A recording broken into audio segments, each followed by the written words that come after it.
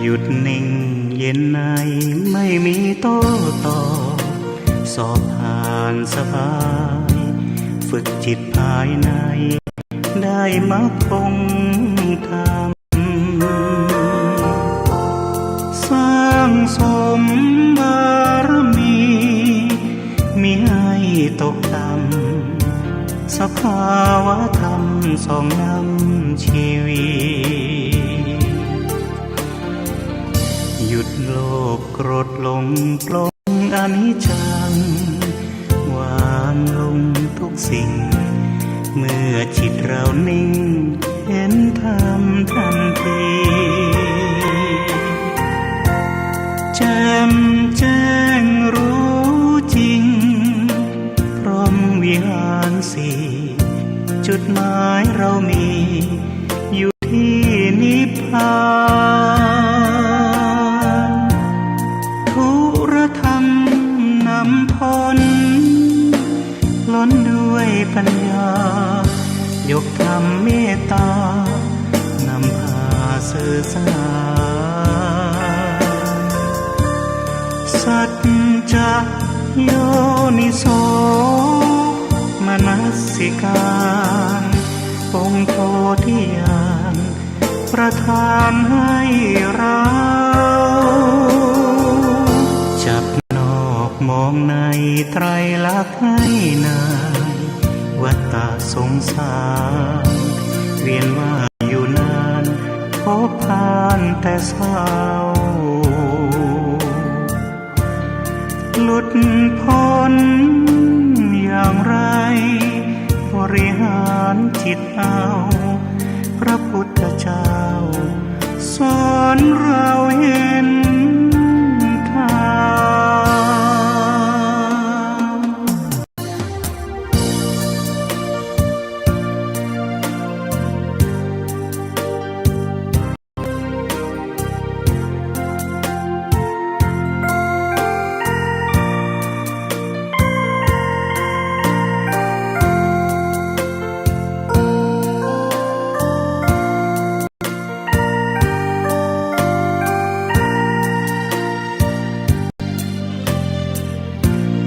ทุรธรรม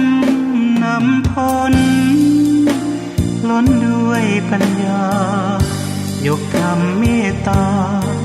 นำพาสื่อสาร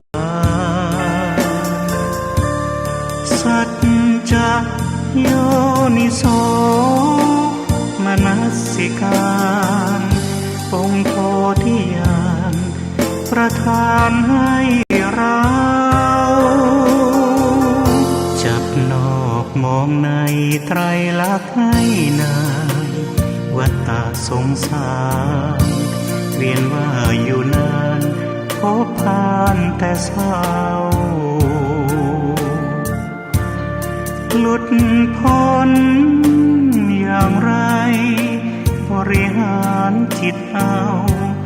พระพุทธเจ้าสอนเราเห็นทาง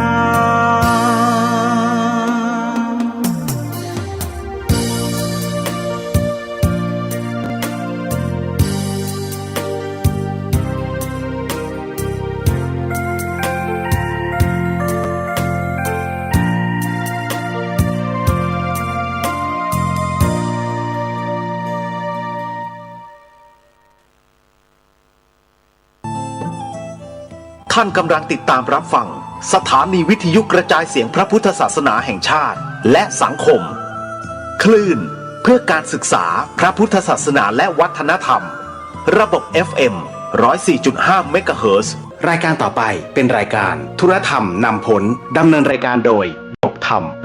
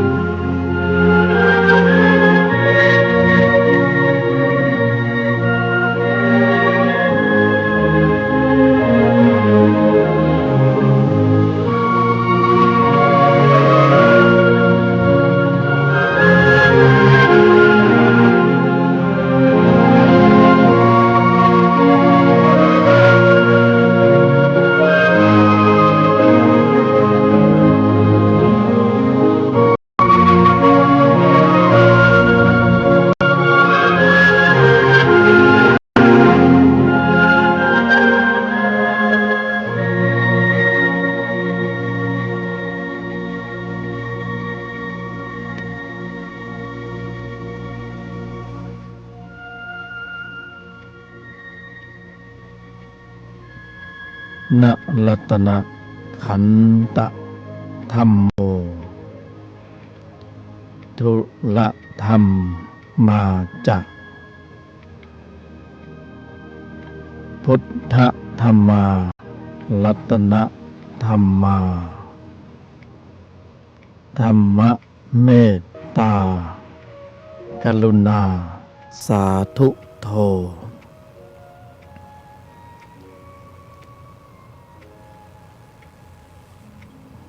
โททิขะอุภะละโลอุโสเมตะอุตละโสทุตังมานะเอหิวันทาสุขโลวันทาสุขโลวันทาสุขโลนมัตฉันทะสรณะนิพพานนมัตสังโฆโพธิยะสรณะสีอันวิหารธรรม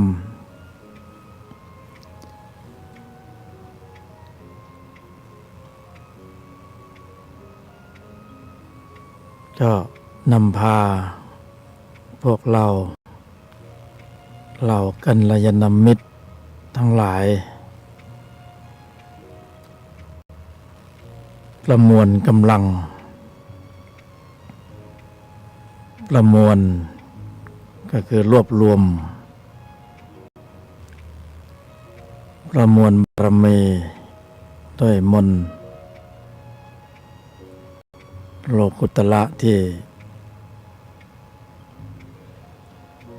ผู้บำเพ็ญธรรมที่ได้สัมผัสผลแล้วจากการบำเพ็ญได้ในระดับหนึ่ง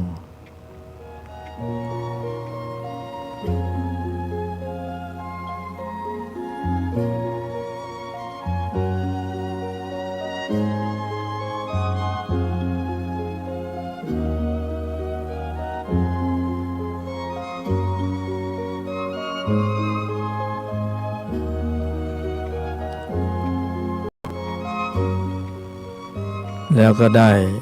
ถ่ายทอดออกมาเป็นมนต์เรียกว่าเป็น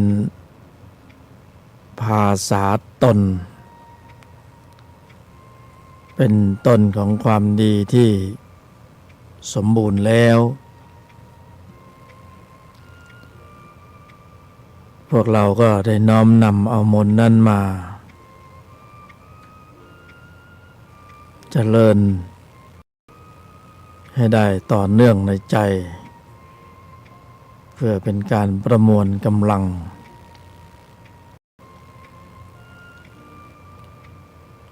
ให้รวบรวมภาวะจิตที่ได้สร้างสรรค์มาก่อนหน้านี้ก็คืออดีตในร่องรอยของอดีตก็ได้สร้างการกระทำในชั้นของความดีที่เป็นบุญประกอบแล้วประกอบการแสดงออกแล้วเป็นเหตุ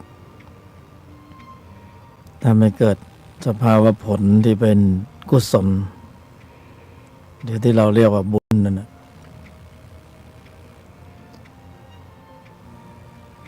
ก็มีร่องรอยในอดีตในที่ต่างๆมากมายจำไม่ได้จะไปสร้างร่องรอยไว้ก็อาศัยมนต์ประมวลบารมีก็คือรวบรวมดึงดูดให้มันรวมอยู่ในบัญชีเดียวจะได้มีอำนาจการในการต่อรองสูงเพราะว่าถ้าบัญชีกระจัดกระจายตัวเลขมันน้อยเราก็ประมวลซะเลยเอามารวมอยู่บัญชีเดียวทีนี้ก็อำนาจการมันก็มีขึ้น เมื่อมีพลังเมื่อมารวมกัน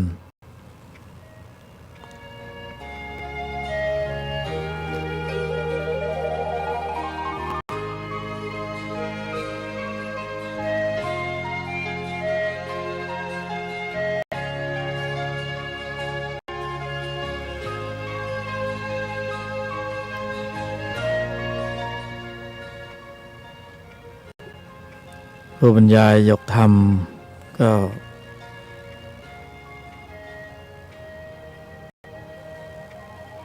เป็นส่วนหนึ่งในการนำพาตนเราทั้งหลาย ที่มีความสมบูรณ์พร้อม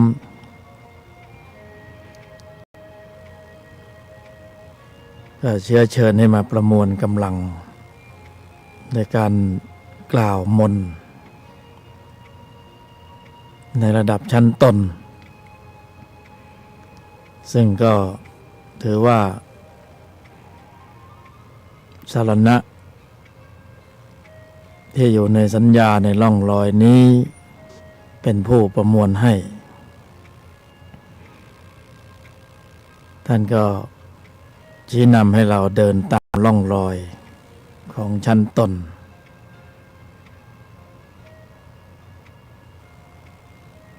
ในระยะใกล้ๆโดยพื้นฐานที่พอจะเอ่ยนาม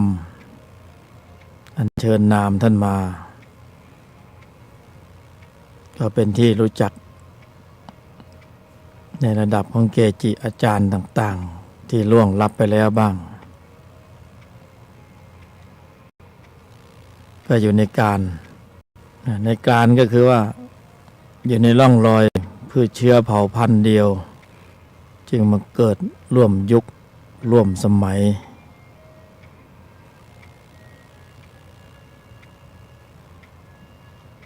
ทุกพระองค์ท่านที่ได้ดำเนินจนเป็นผลเป็นตนไปเรียบร้อยแล้วก็มีธุระ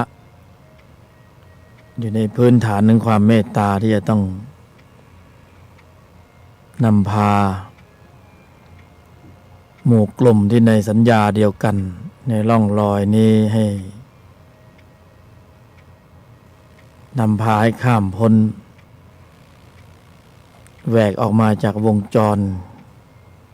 ของวัฏจักร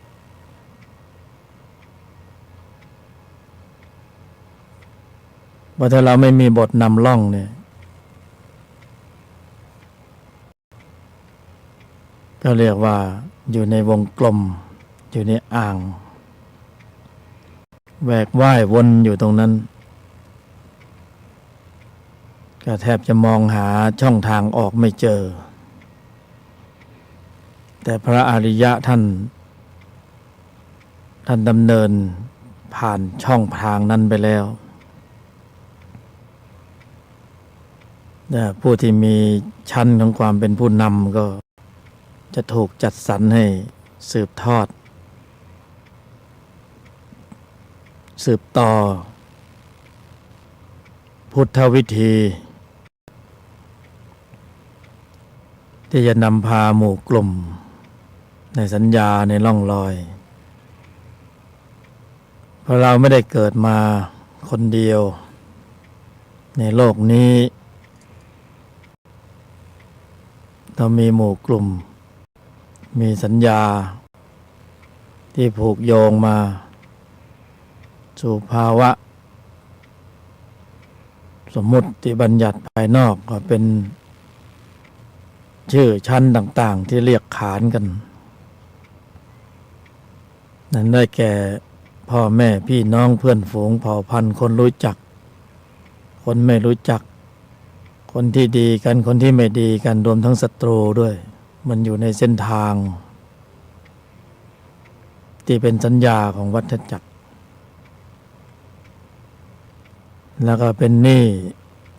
สินมูลเดิมความรู้สึกในร่องรอยนี้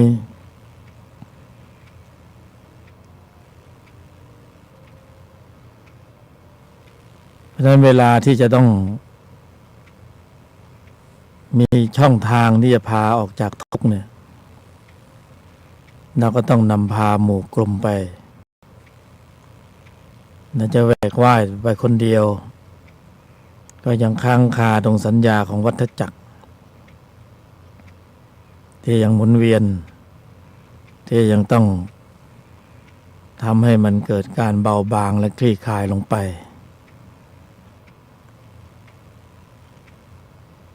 สัญญาที่ว่าเนี่ยโดยชั้นของบัญญัติก็หนีไม่พ้นคำว่าสังโยชน์สังโยชน์มีอะไรบ้างก็ไปเปิดตำราดูนั้นเชิงชั้นของผู้ที่ลำดับชั้นจิตจะค่อยๆละสังโยชน์แต่ละตัวมันค่อยๆดับลงฝ่อลงไม่มีศักยภาพอย่างเช่นพวกเราเนี่ยสังโยชน์ที่มีชื่อว่าสักกายทิฏฐิ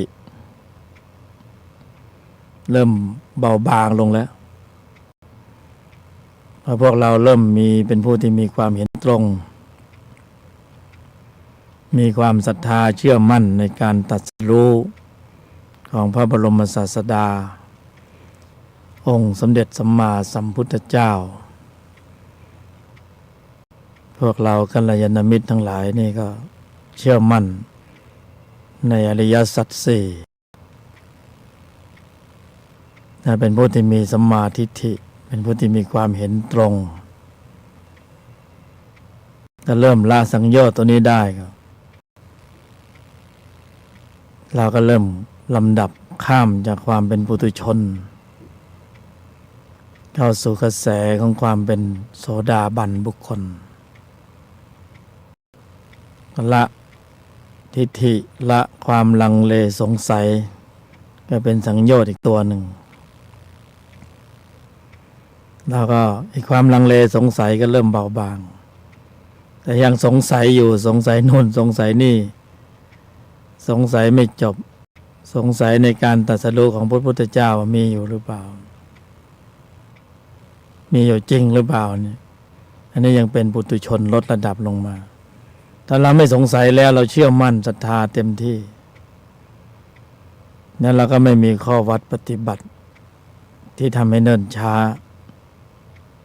คือข้อวัดปฏิบัติที่ทำให้ฟุ่มเฟือยไม่มีตรงนี้3-4 ข้อ3 ข้อนี้โดยพื้นฐานกระแสโสดาบันก็เป็นผู้ที่ได้คือมันจะหายออกไปจากความรู้สึกระลึกนึกถึงอยู่แต่มันไม่มีกำลังละสังโยชน์ได้เพิ่มเติมมากขึ้นก็เป็นพระสกิทาคาพระอนาคาตลอดจนถึงเป็นพระอรหันต์นี่คือลำดับชั้นขึ้นไป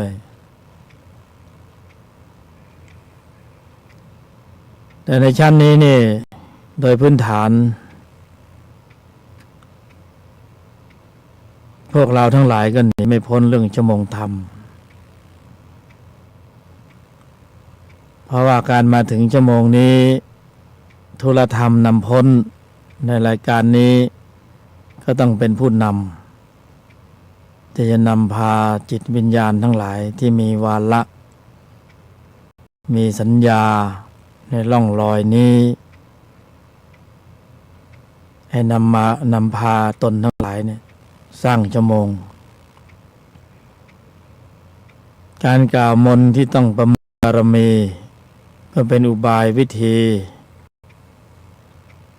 แขนงของความดีแขนงหนึ่งที่ต้องกระทำให้ได้ต่อเนื่องเพราะกำลังของพละเนี่ยเวลาอยู่กระจัดกระจายไม่เป็นหนึ่งไม่รวมเป็นกลุ่มก้อนเป็นพลัง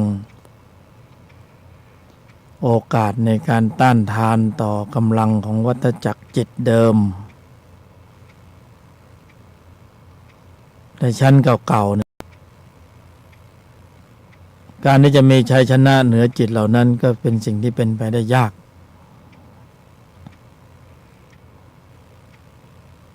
เพราะนั้นเราจึงต้องประมวลกำลังก่อนเหมือนกองทัพ2 กองทัพจะสู้กันเนี่ยต่างฝ่ายต่างก็ต้องรู้ ข้อมูลของฝ่ายตรงกันข้าม แล้วก็วัดดูอำนาจการศักยภาพแสนยานุภาพว่าเรามีความได้เปรียบเหนือชั้นเชิงฝ่ายตรงข้ามระดับไหนถ้าเขามีเครื่องบินรบมีขีปนาวุธแล้วเรามีมีดมีจอบมีเสียมนะมีดาบสวยๆคมๆมันก็ดูอยู่แล้วไม่มีทางชนะ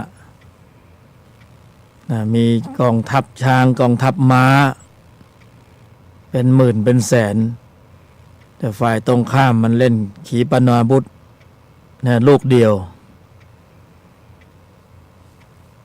ก็เห็นจะไม่มีทางชนะนี่กำลังของวัฏจักรจิตเนี่ยมีขุนพลใหญ่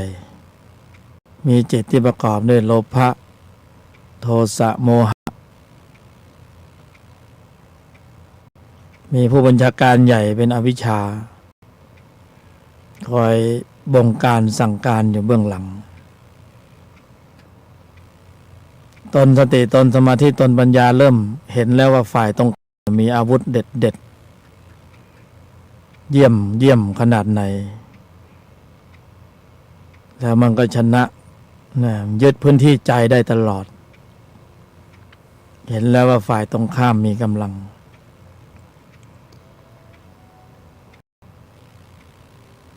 พวกเราว่าอย่างนั้นหรือเปล่านะเห็นไหมเนี่ยเพราะนั้นการจะต่อกรเนี่ยจะแหวกวงล้อมของวัฏจักรภายใต้การควบคุมของอวิชชาทั้งหมดเนี่ยไม่ง่ายต้องใช้กลยุทธ์ที่สมบูรณ์แบบจริงๆเพราะนั้นเราเห็นหลักๆตนเนี่ยมองเห็นหลักๆของฝ่ายตรงกันข้ามที่มีองค์ประกอบของจิตที่ชื่อว่าโลภะโทสะโมหะอวิชชากิเลสชั้นนอกชั้นกลางชั้นอนุสัยนอนเนื่องอยู่ข้างในก็ต้องมาค้นคว้าปรึกษาหารือกันพบปะกัลยาณมิตรอย่างชั่วโมงนี้เราต้องมาพูดคุยกันมาปรึกษากันว่าเราจะแหวกจากวงล้อมของวัฏจักรนี้อย่างไรไม่งั้นมันก็เหมือนติดคุกติดตารางอยู่ในสถานที่กักกันเป็นสภาวะทุกข์มันเป็นทุกข์อยู่ในความรู้สึกพอจะมีแสนยานุภาพอะไรที่จะไปต้านทานต่อสู้กับวัฏจักรจิตดั้งเดิมเหล่านั้นได้บ้างหรือไม่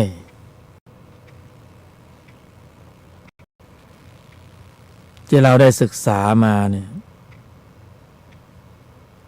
ก็ยังมองไม่เห็นยุทธวิธีใดของใครใดๆในโลกนี้ที่วิเศษเทียบเท่าสัพพัญญุตญาณแห่งองค์สมเด็จสัมมาสัมพุทธเจ้าเลยยุทธวิธีข้อวัดปฏิบัติที่พระพุทธองค์ทรงชี้นำนั้นสุดยอดที่สุดยังไม่มีใครเทียบได้ในโลกนี้ตั้ง 2,600 ปีมาแล้วยังใช้ได้อยู่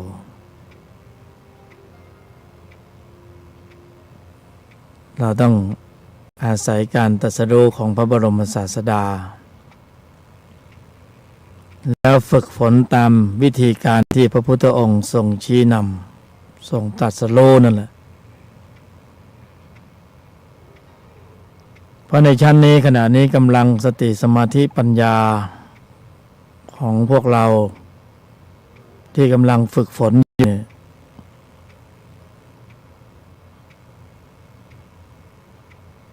ก็ยังถือว่ายังไม่เป็นที่น่าไว้วางใจเพราะว่าความรู้สึกทุกข์มันยังมีอยู่สภาวะจิตในชั้นตัวมันยังมีกำลังอยู่วันนี้ยังโดนยั่วมันยังขึ้นอยู่โลภะมันยังทำงานได้อยู่โทสะมันทำงานได้อยู่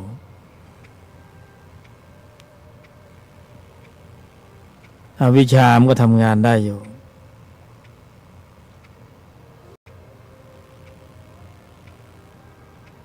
บางทีก็ต้องมีคำถามว่ามีความตั้งใจปรารถนาอยากจะพ้นไปจริงหรือไม่ถ้าอยากจะพ้นจริงๆก็ต้องตั้งมั่นเอาจริงเอาจังเริ่มตั้งแต่วินาทีขณะนี้เป็นต้นไปเนี่ยต้องเริ่มนับเริ่มตื่นนับชั่วโมงทำไปเรื่อยๆเพราะระหว่างนี้กำลังของจิตในฝ่ายตรงกันข้ามเนี่ยแข็งแกร่งแข็งแรงมากๆเอามากๆเลยหนาแน่นก็เรียกว่าแน่นหนาแน่นเข้มข้นก็เข้มจริงๆลองเสียผลประโยชน์ทีเถอะตนจะเห็นการเคลื่อนกำลังของจิตชั้นตัวแบบรวดเร็วสายฟ้าฟาดปัจจุบันทันด่วนทันทีทันใดยอมไม่ได้หยุดไม่ได้เย็นไม่ได้ลุยแหลกแตกหักตายเป็นตายนี่ยอมตายเพื่อกิเลสเพื่อโลภะเพื่อโทสะเพื่อโมหะมันช่างเป็นวีรกรรมที่น่ายกย่องเสียเหลือเกินนะที่ยอมตายเพื่อโลภะโทสะโมหะพวกเราก็เห็นในภายนอกหลายรูปหลายนามเพื่อนเราตายกันไปเพราะเป็นผู้ที่ยอมสิโรราบต่ออำนาจของจิตนี้ยอมพีสังขารร่างกายพีชีวิตเพื่อสนองตอบต่ออารมณ์ของชัยชนะของอกุศลที่จะเหนือภาวะของกุศลแค่นั้นเองยอมตายได้เลยเสียหน้าเสียราคาเสียผลประโยชน์เสียความรู้สึกมันต้องเอาให้ได้นะสาหัสสากันที่สุดนี่มันชี้นำนะล้อมกรอบตกอยู่ใต้อำนาจของจิตนี้ก็พอจะเห็นกำลังของโลภะเรียกว่ารู้สึกตัวมันรู้สึกตัวมันมีกำลังหนาแน่นเข้มข้นเหนือชั้นนะเล่ห์เหลี่ยมกลลวงพิสดารล้ำลึกถ้ากรอบด้วยดีกรีภายนอกเขายิ่งล้ำลึกเข้าไปใหญ่ข้างนอกอย่างหนึ่งข้างในอีกอย่างหนึ่งแต่ผู้ศึกษาธรรมเนี่ยตนรู้ทันตัวแต่ชั้นตัวนี่มันจะบอกว่าพวกมึงไม่รู้ทันกูหรอกกูนี่เล่ห์เหลี่ยมสุดยอดหลายชั้นเชิงซ้อนข้างนอกก็ดูสดใสข้างในก็เป็นอีกอย่างหนึ่งแต่พวกเรามาศึกษาธรรมนี่มันดีอย่างเริ่มเห็นตัวมากขึ้นมาศึกษาไปเริ่มรู้สึกตนมากขึ้นเมื่อก่อนไม่รู้สึกตนมีแต่รู้สึกตัวไปตามตัวชี้ไปทางซ้ายก็ซ้ายตัวชี้ไปทางขวาก็ขวารู้สึกตัวตลอดเวลาขณะนี้ได้และโลภะสำเร็จกิจโทสะสำเร็จกิจโมหะสำเร็จกิจ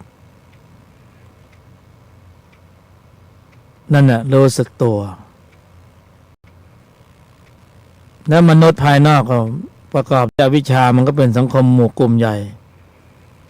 มันก็เป็นบรรทัดฐานว่าไอ้อย่างนั้นน่ะเขาบอกว่ามันดีก็เลยชี้นำกันไปใหญ่นะ แต่หารู้ไหมว่านั่นคือการนำพาสู่ภาวะทุกข์ภายใต้อำนาจของโลภะโทสะโมหะอวิชชาให้มันชี้นำหัวทิ่มหัวตำเล่นกำลังมันหนาแน่นเข้มข้นก็ต้องยอมรับว่ามันแน่จริงๆมันเข้มจริงๆเพราะที่พูดอยู่ขณะนี้มันก็อยู่ในใจเราเนี่ยนะ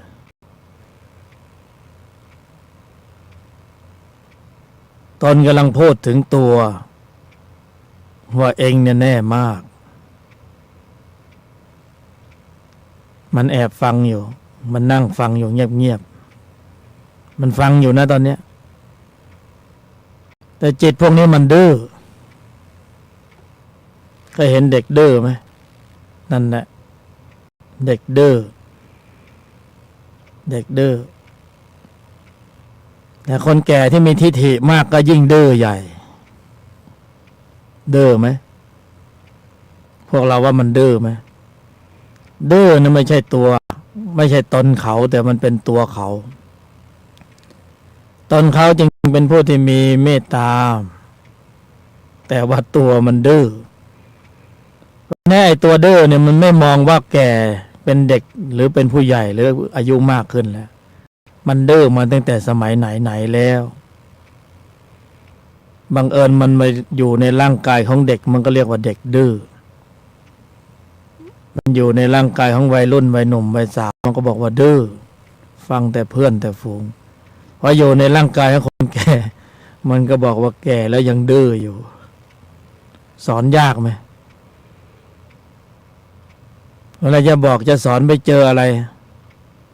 กำแพงความคิดโอ้โหอย่างหนาเลยตาช้างเลยกำแพงความคิดก็คือทิฏฐินั่นเองสังโยชน์ตัวหยักตัวใหญ่เลยตัวนี้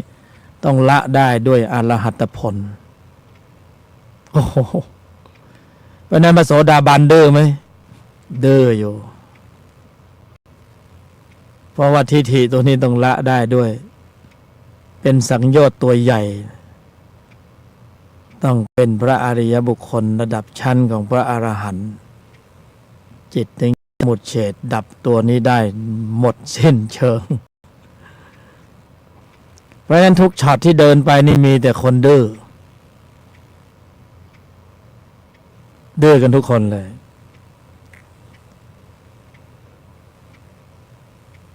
เห็นไหมว่าจิตนั้นเป็นยังไงเรียกจิตดื้อความเข้มข้นของผู้บัญชาการเหล่าทัพไม่ใช่ทัพบกทัพเรือทัพอากาศนะเห็นออกมาแสดงวาทะเข้มเหลือเกินนึกว่าเป็นเจ้าของประเทศแต่เพียงผู้เดียว ก็แค่หัวโขนผ่านมาแล้วก็ผ่านไปอย่าไปยึดติดกับมันความเข้มข้นของโลภะโทสะโมหะที่เราให้ตำแหน่งมันคือจอมทัพของกิเลสจิตที่ประกอบด้วยโลภะโทสะโมหะอวิชชาหักล้างยากไหมยากในฝ่ายชั้นตนก็มีจอมทัพที่ประกอบด้วยพละด้วยศรัทธาความเพียรสติสมาธิปัญญาในชั้นนี้นี่เอาไว้แก้กันเพราะนั้นตนจะต้องฝึกตนให้กำลังของพละนี่แข็งแกร่งแข็งแรงเข้มข้นมาอีกระดับหนึ่งเหมือนกันไม่ใช่ปล่อยให้ชั้นตัวมันโอ้โหเพลิดเพลินทำให้โลภะโทสะโมหะอวิชชามันแข็งแกร่งแข็งแรงแล้วมันชี้นำให้อยู่ในวัฏจักรมันบอกไม่ให้ไปไหนอยู่ในวงจรด้วยกันเนี่ยกี่ภูมิก็ไม่มีปัญหาไปเกิดภูมิไหนก็ได้แต่ไม่ให้หลุดออกไปจากวงจรนี้ที่เกิดของสัตว์มีกี่ภูมิเราก็ไปดูเดี๋ยวเป็นนรกเดี๋ยวเป็นเปรตเป็นอสุรกายเป็นเดรัจฉานคือถ้าอยู่ในสุคติภูมิก็ยังพอไหวใช่ไหม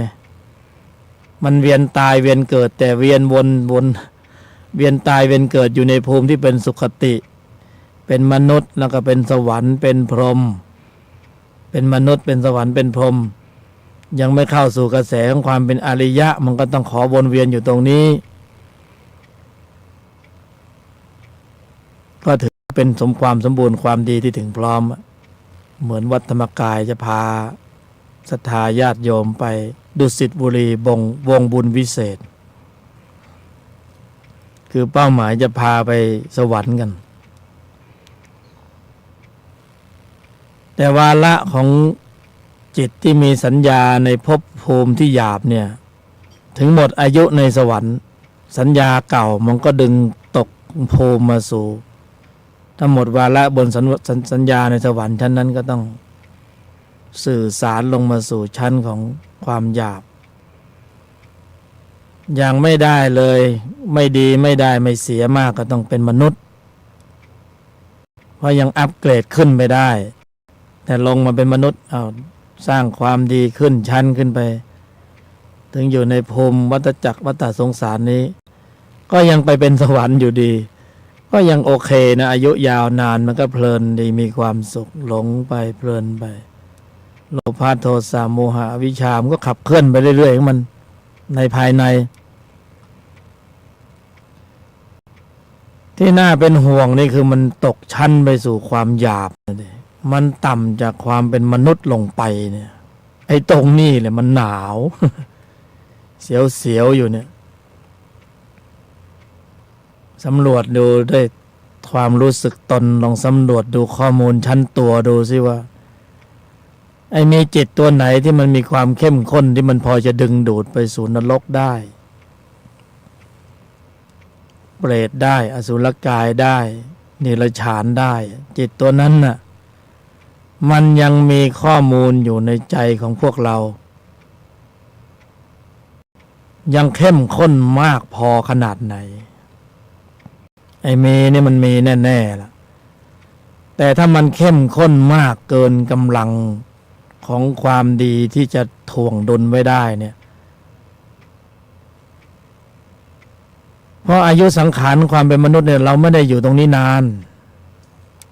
มันดับจากตรงนี้แล้วมันจะไปตามข้อมูลชนิดใดก็ตามที่มีความเข้มข้นก็คือจิตนั่นเองงั้นเรามีโทสะจิตมากๆมันไม่ต้องอธิบายเลยใช่ไหมไม่นรกขุมใดก็ขุมหนึ่ง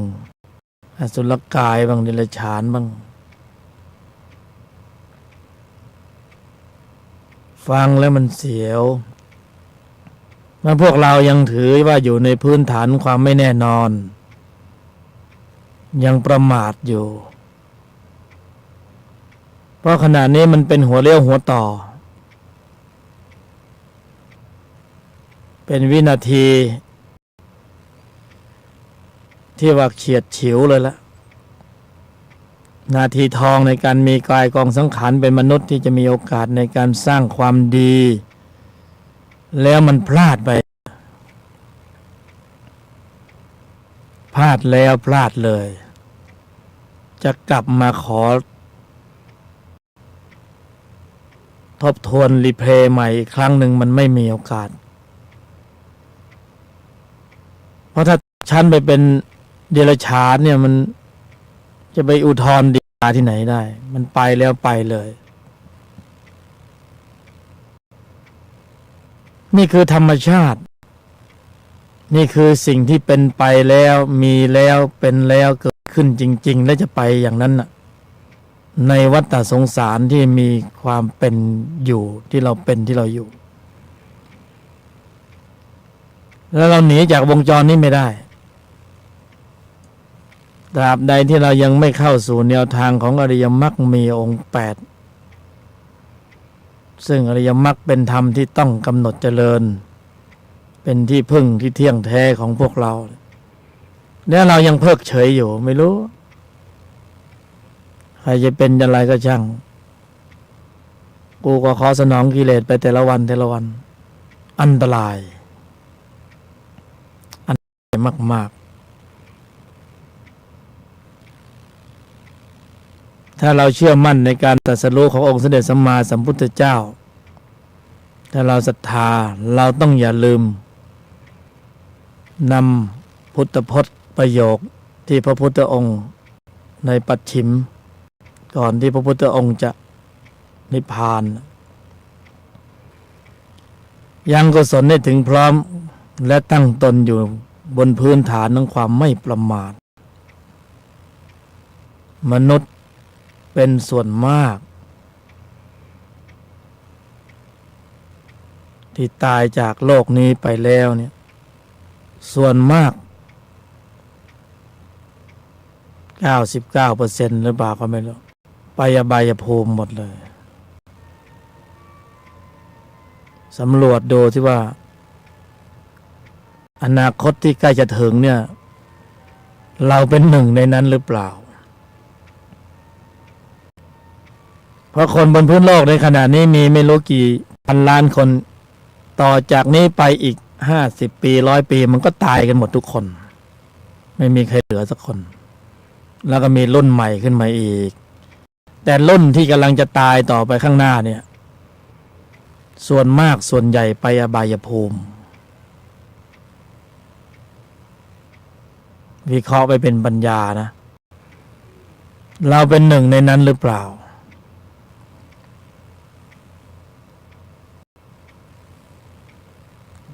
เราเป็นหนึ่งในนั้นหรือเปล่าสำรวจใช้ตนสติตนสมาธิตนปัญญาสำรวจดูซิว่าข้อมูลชั้นตัวนะมีอยู่ไหมเพราะไอ้ข้อมูลชั้นตัวก็คือจิตที่ประกอบด้วยอกุศลไอ้พวกนี้คือพืชเชื้อของอบายภูมิตนจะต้องสร้างกำลังของศรัทธาความเพียรสติสมาธิปัญญายังไม่ได้เลยก็ขอให้เกิดเป็นมนุษย์สวรรค์บำเพ็ญฌานก็อยู่ในชั้นพรหมถึงแม้อายุจะยาวนานก็ยังดีกว่าอายุสั้นๆแต่ไปอยู่ในนรกแต่มันก็ยาวนานเหมือนกันนะวันเวลาที่จะต้องไปเพราะนั้นจึงบอกว่าขณะที่เราอยู่ในเมืองมนุษย์ขณะนี้มันเป็นวินาทีทองสั้นมากในการปรับแต่งข้อมูลแล้วก็ดับไปยังไม่ทันได้ทำอะไรเลยอ้าวกูแก่แล้วหรือว่าเนี่ยมันแก่จริงๆไม่ต้องไปดึงไปลังมันหรอก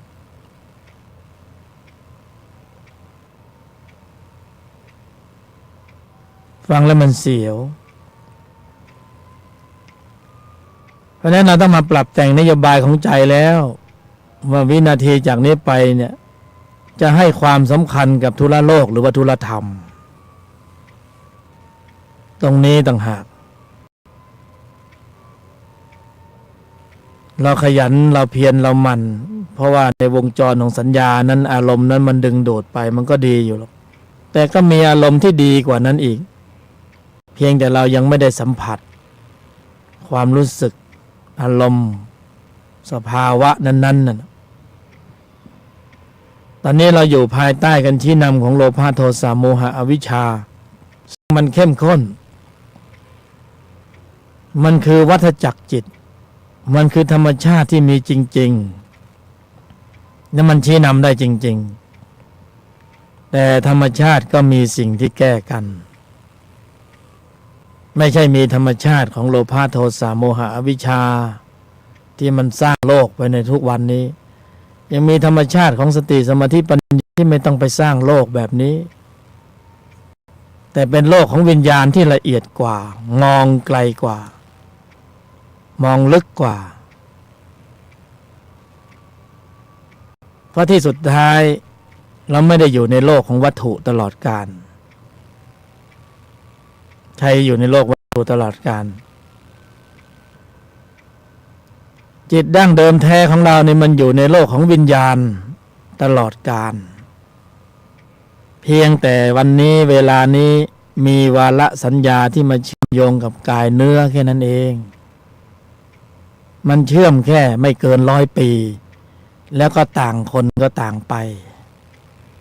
ดินก็ไปดินน้ำก็ไปน้ำลมก็ลมไฟก็ไฟแยกย่อยสลายธาตุไปดูเวลาเผาศพคนแล้วมันเป็นยังไงเหลือนิดเดียวหายหมด นามธรรมก็ไปสู่ชั้นภูมิของนามธรรมนั่นมาอยู่ในช่วงระยะเวลาสั้นๆมันเป็นกลไกของธรรมชาติที่แม้นมีภาวะมืดการเข้าสู่ภาวะมืดก็คืออวิชชาก็มีการเข้าสู่ภาวะของความสว่างคือวิชาได้เหมือนกัน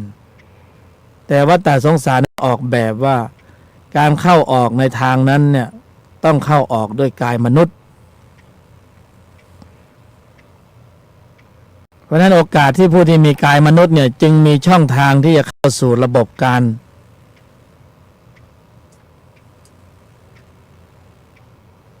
สลายวงจรของวัฏจักรการเกิดแก่เจ็บตายคือจุดดับของจิตวิญญาณที่ไม่ต้องเวียนตายเวียนเกิดหรือการพัฒนาการสูงสุดของจิตวิญญาณคือสภาวะจิตที่มีความเป็นนิพพานได้ปรากฏตรงนั้นต่างหากก็คือธรรมที่ไม่เกิดกับธรรมที่เกิดตอนนี้เราอยู่ในวงจรของธรรมในสายเกิดเกิดวัฏจักร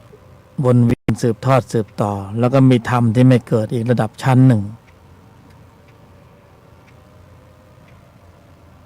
ถ้าตนยังไม่รู้สึกตน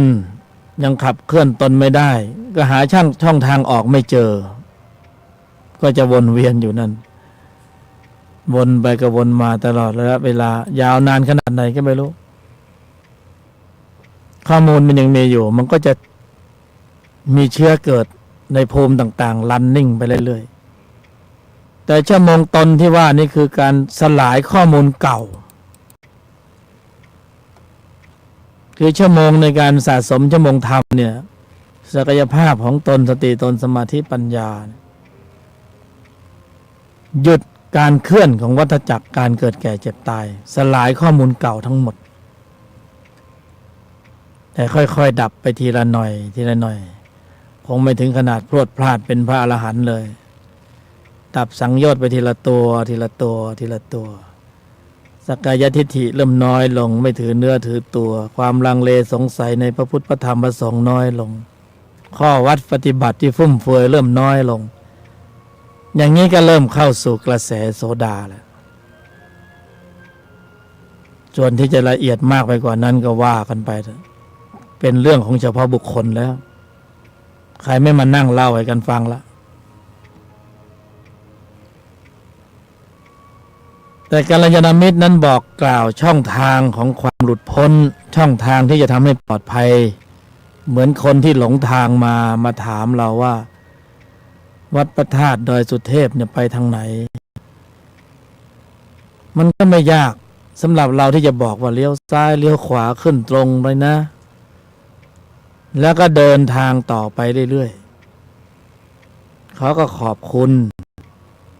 แต่ถ้ารู้แล้วบอกแล้วชี้แล้วเขาไม่เดินทางไปตามที่เราบอกก็เป็นเรื่องของเขาก็ไม่สามารถจะไปถึงทางดอยสุเทพเพราะเขาไม่เดินเอง เราชี้นำแล้วเขาไม่เดินแต่บางอย่างที่น่าสังเกตเพิ่มไปกว่านี้ก็คือเส้นทางไปดอยสุเทพเนี่ยไปทางไหนแล้วก็ชี้ไปนู่นไปทางทิศตะวันออกจริงๆมันไปทางกำแพงแต่เราก็ไม่รู้ว่าเราก็เข้าใจว่าเส้นทางนั้นเป็นดอยสุเทพหมายถึงว่าเขาเชื่อเราแล้วเขาก็เดินตามทางเราไป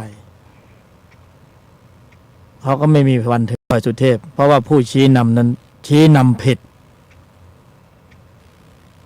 แต่เราศรัทธาเชื่อมั่นในพระบรมศาสดาองค์สมเด็จสัมมาสัมพุทธเจ้าพระพุทธองค์ชี้ไว้ชัดเจนว่าเส้นทางนี้ออกจากวัฏฏะสงสารแน่นอน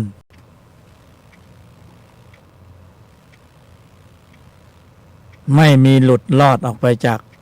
เส้นทางอื่นเส้นทางนี้ออกจากวัฏฏะสงสารแน่นอน 2,600 ปีแล้วพระพุทธองค์ตรัสไว้ชัดเจนอริยมรรคเป็นธรรมที่ต้องกำหนดเจริญ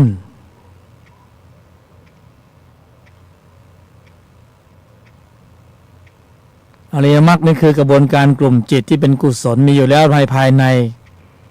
ครับเคลื่อนปรุงแต่งด้วยอุบายวิธีโดยแยบคายทำให้กำลังกลุ่มจิตนี้มาผสมรวมกันเป็นหนึ่งมีกำลังสูงทำให้พละแข็งแกร่งแข็งแรงแหลมคมเท่าทานรอบรู้แยกแยะเช็ดล้างล้วงลึกถอดถอนอิสระลอยตัวพ้นวงจรของวัฏจักรการเกิดแก่เจ็บตาย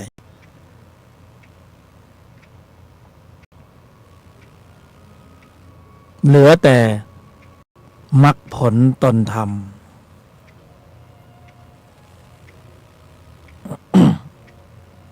เหลือแต่มรรคผลตนธรรมเพราะนั้นย่อส่วนลงมาคือชั่วโมงธรรม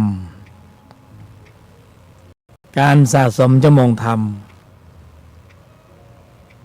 ย่อส่วนลงมาก็คือขณะนี้ธุรธรรมนำพ้นได้นำพาพวกเราทั้งหลายสร้างชั่วโมงธรรม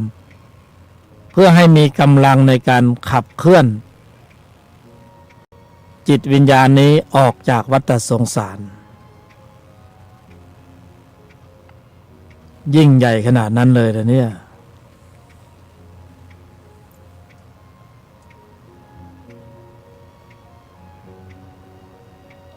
กรอบให้แคบลงมาสู่ปัจจุบันก็คือชั่วโมงนี้นี่แหละ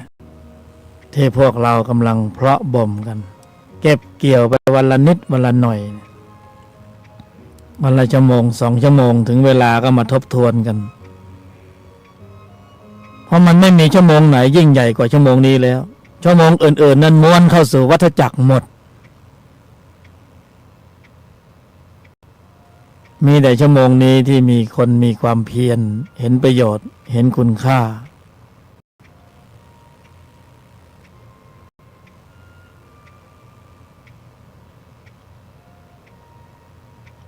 จนเข้าสู่ความละเอียดเมื่อชั่วโมงธรรมสะสมมากขึ้น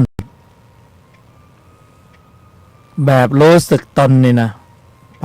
เรื่อยๆที่มีธุระมีกิจกรรมมีบทบาทอยู่ในแนวทางทุกสัดส่วนเป็นกุศลล้วนแล้วถูกเพาะบ่มด้วยกำลังของพละจิตวิญญาณเข้าสู่ความละเอียดในที่สุดชั่วโมงนี้พวกเราก็สังเกตดูเถิดโดยจิตที่ประกอบด้วยปัญญามองเห็นจิตฝ่ายตรงข้ามโลภะโทสะโมหะอวิชชามันหายไปในหมดตอนนี้มันกลับไปนอนเนื่องอยู่ในขันธสันดานมันดื้อไงเรากำลังกล่อมมันอยู่กำลังกล่อมมันให้แบบเบาๆหน่อยมึงอย่าไปเพิ่มความรุนแรงความหยาบให้มากนักนะเบาๆหน่อยคนเดียวไม่พอมาทีเป็นแฝดเลยมันไม่ใช่ดับเบิล2มันมาที3 4 5 6 7มาทั้งภูมิตอนนี้มันฟังอยู่เงียบๆให้มันฟังอยู่จิตที่ประกอบด้วยวัฏจักรจิต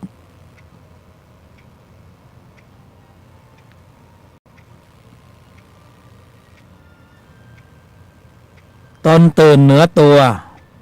ตอนนี้ตัวมันหลับมันแกล้งหลับเดี๋ยวลองเสียผลประโยชน์แค่นั้นเดี๋ยวมันจะโผล่ตัวจะปรากฏตัวให้เห็นลองเสียหน้าเสียราคาแค่นั้นมันจะโผล่ขึ้นมาเห็นได้ด้วยปัญญาญาณจิตที่ประกอบด้วยปัญญารู้เท่าทันของต่อกำลังของวัฏจักรจิตถ้าเพลินอยู่ในวงจรของมันนี่โอกาสที่จะหลุดออกมานี่ยากตอนนี้ฉากออกมา1 ก้าวนะถอย1 มองเห็น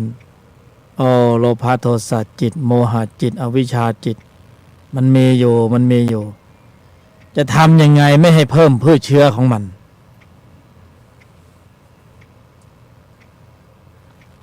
ยังกุศลได้ถึงพร้อมใช่ไหมไม่ทำบาปทั้งปวงใช่ไหมชำระจิตให้ขาวรอบใช่ไหมนี่แหละเห็นไหมยังกุศลพร้อมไม่ทำบาปทั้งปวงชำระจิตให้ขาวรอบแล้วมันจะขาวได้หรือเปล่าเนี่ยข้อมูลมันยังมีอยู่มันไม่ยอม ต้องใช้วันเวลาและความเพียรทุกระดับ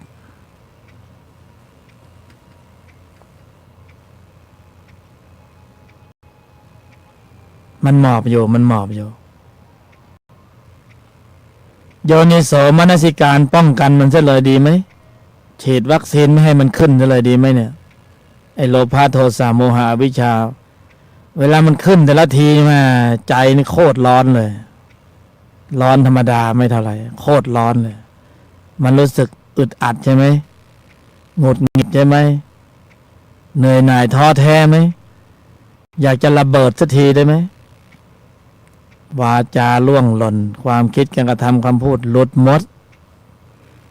ดีไม่แก้ผ้าให้หลุดหมด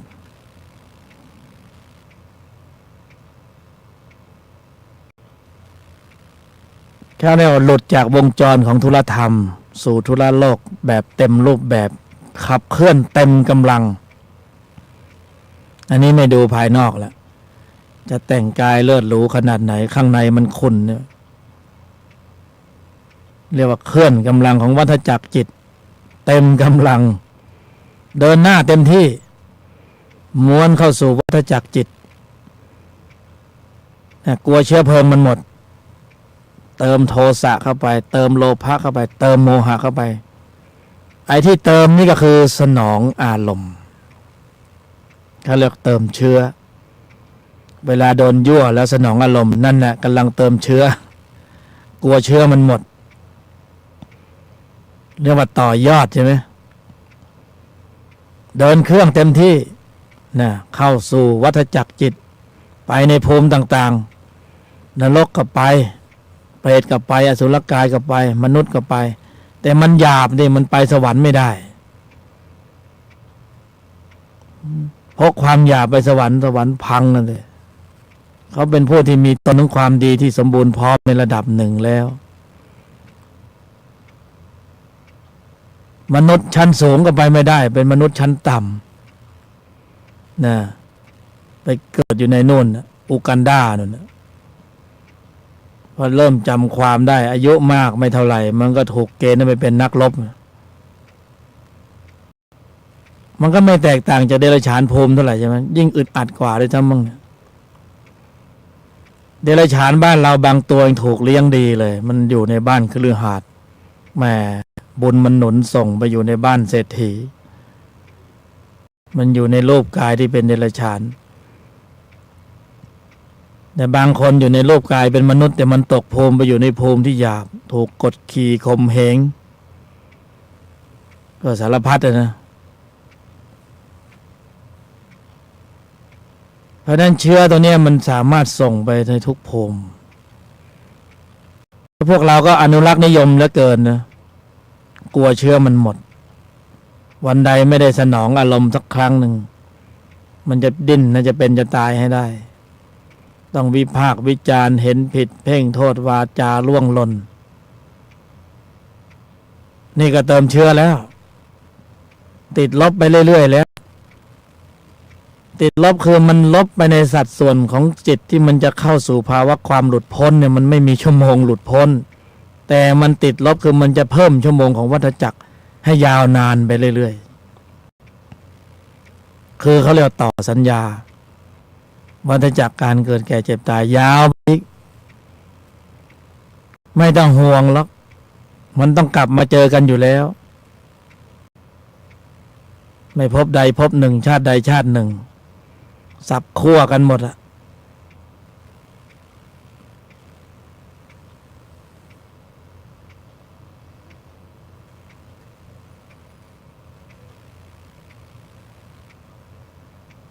พืชเชื้อมันมีอยู่ในใจ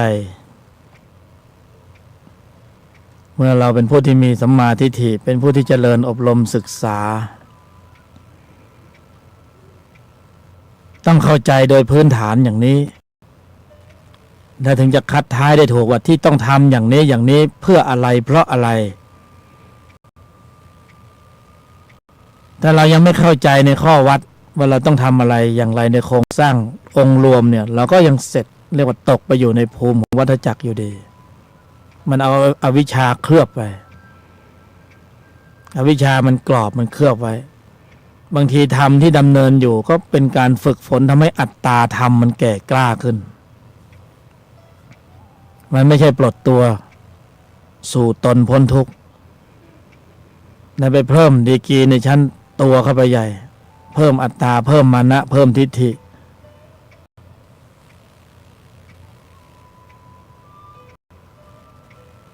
สรุปแล้วเข้าสู่แนวทางของอริยมรรคมีองค์8ปลอดภัยที่สุดในวัฏสงสารนี้นะเราต้องรีบมาขึ้นยานลำนี้แล้วก็ขับเคลื่อนให้เป็นเราจับหลักการเพียงสั้นๆเล็กๆแล้วก็ขับเคลื่อนเจริญอริยมรรคมีองค์8ในภายในได้แค่นั้นเราก็ปลอดภัยแล้วอย่างไม่ได้เราก็ต้องมนุษย์สวรรค์เป็นที่หวังได้แต่เราไม่เคลื่อนกำลังด้วยยานลำนี้เนี่ยมันมียานลำวิเศษอยู่คอยรูปคำอยู่ตรงนั้นแต่มันขับไม่เป็นแทนที่จะเร่งรีบเพียรในการขับเคลื่อนก็ไปค้นคว้าว่าล้อมันเป็นยังไงเครื่องยนต์เป็นยังไงก็วนไปวนมาไม่ยอมขับสักทีไอ้บทจะขับก็ขับไม่เป็นความรู้ท่วมหัวแต่เอาตนไม่รอดเสร็จตัวมันจำเพียงสั้นๆเล็กๆเพราะว่าอริยมรรคมีองค์8เนี่ย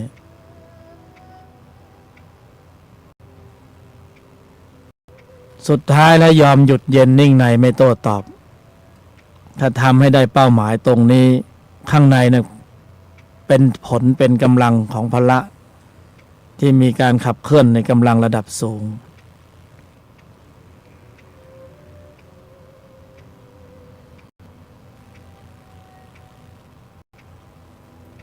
เพราะนั้นก็ทำความเข้าใจกันต่อไป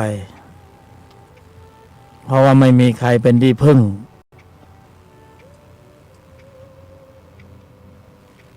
ได้ดีไปกว่าตนแลเป็นที่พึ่งของตนทำตนให้แกร่งแล้วก็ปลดความรู้สึกตัวออกเสียให้หมดทำความรู้สึกตนให้มีเกิดขึ้นแล้วปลดความรู้สึกตัวเสียดับเหตุผลของวัฏจักรให้สิ้นแล้วก็เกิดภูมิปัญญาที่ละเอียดเสวยอยู่ในอารมณ์ของฌานของญาณที่มันไม่หยาบเหมือนอารมณ์รูปรสกลิ่นเสียงสัมผัสใช่ไหมมันหยาบ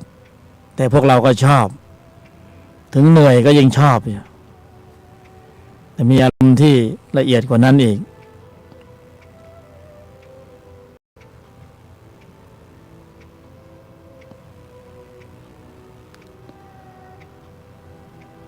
อิมัตมิงอุรตังกเมเสธนติ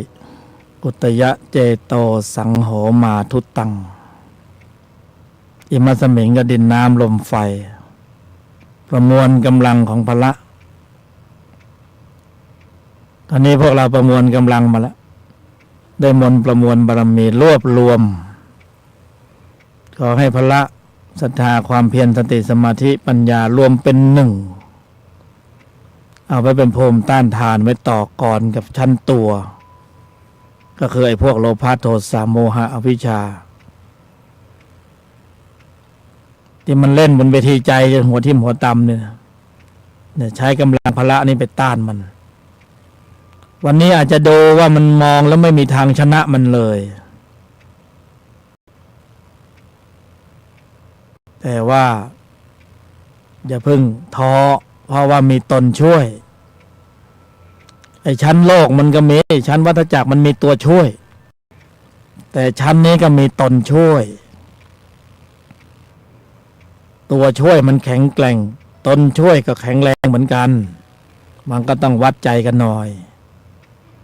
สนามมันไม่อยู่ตรงไหนสนามรบในนี้มันอยู่ในใจของเราสัมผัสนอกมองในบริหารใจตนสัมผัสผลแล้วจะรู้ว่าตนในภายในของเรานั้นไม่ธรรมดาเมื่อมองเห็นตนในภายในไม่ธรรมดาแล้วก็ค่อยมามองดูว่าผู้บรรยายยกธรรมนั้นเป็นกัลยาณมิตรชั้นไหน ชั้นนี้มองไม่เห็นหรอกเพราะมาแบบนอกเครื่องแบบ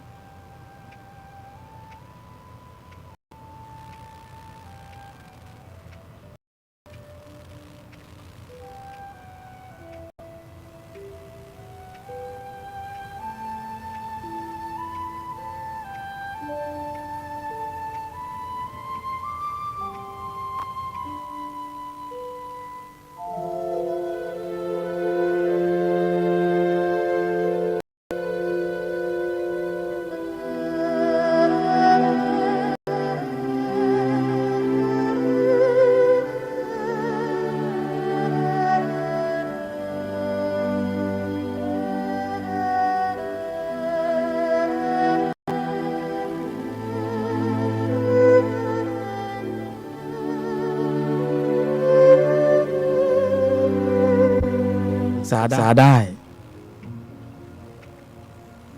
นะปรึกษาอย่างเดียวนะ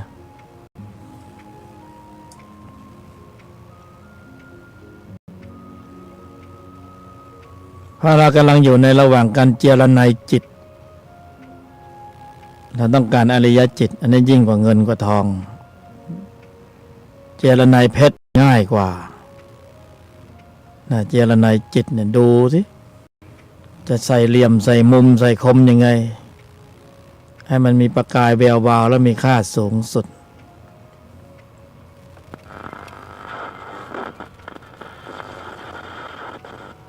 เชิญท่านฟังสวัสดีค่ะ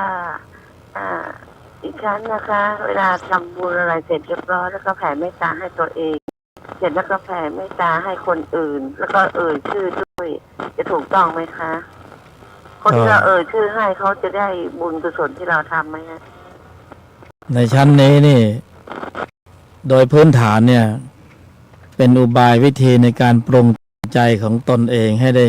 มีกุศลเกิดขึ้นแล้วคนที่เราแผ่ให้นี่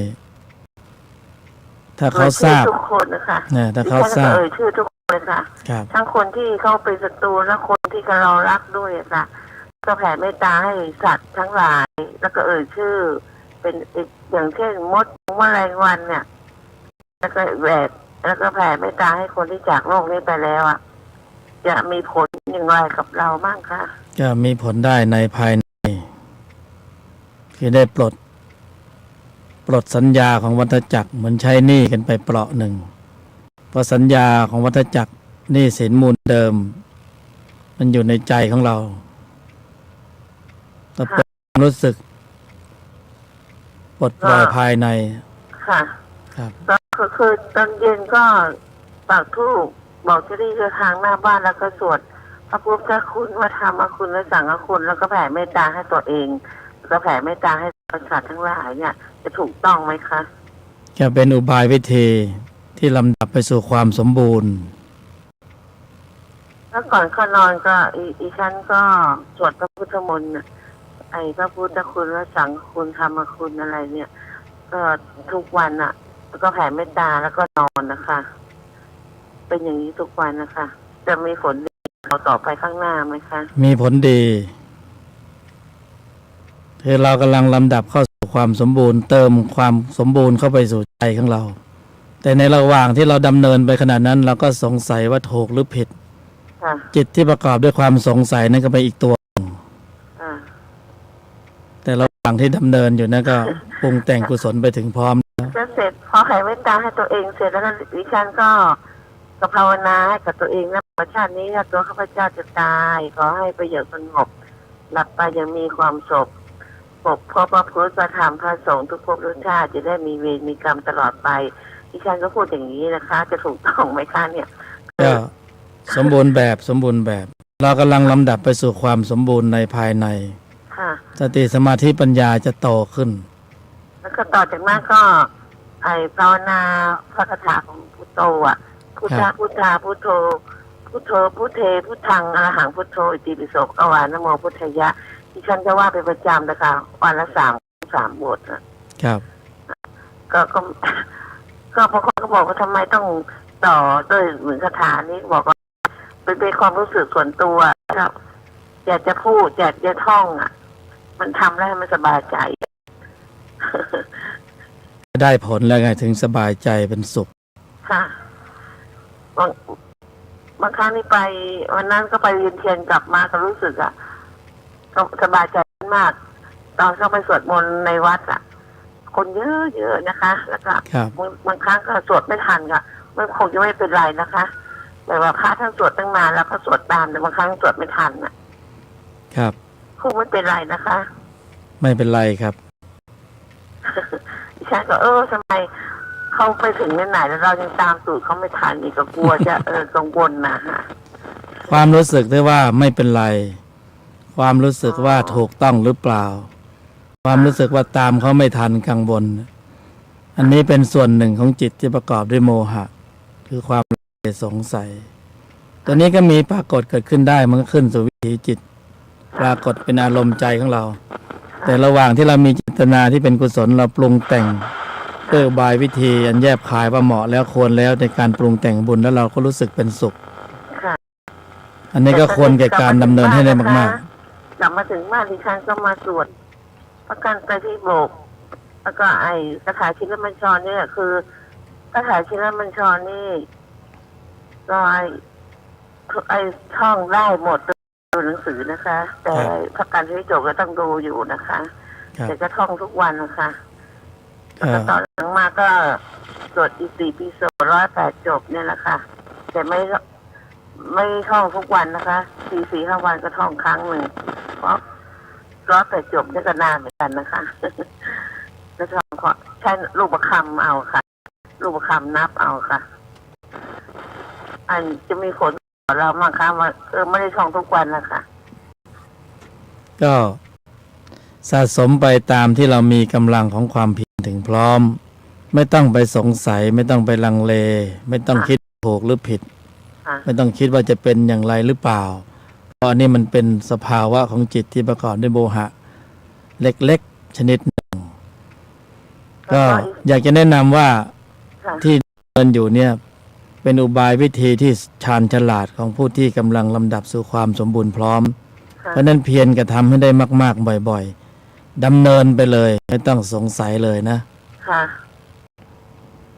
ขอบพระคุณมากนะคะขอบพระคุณมากค่ะ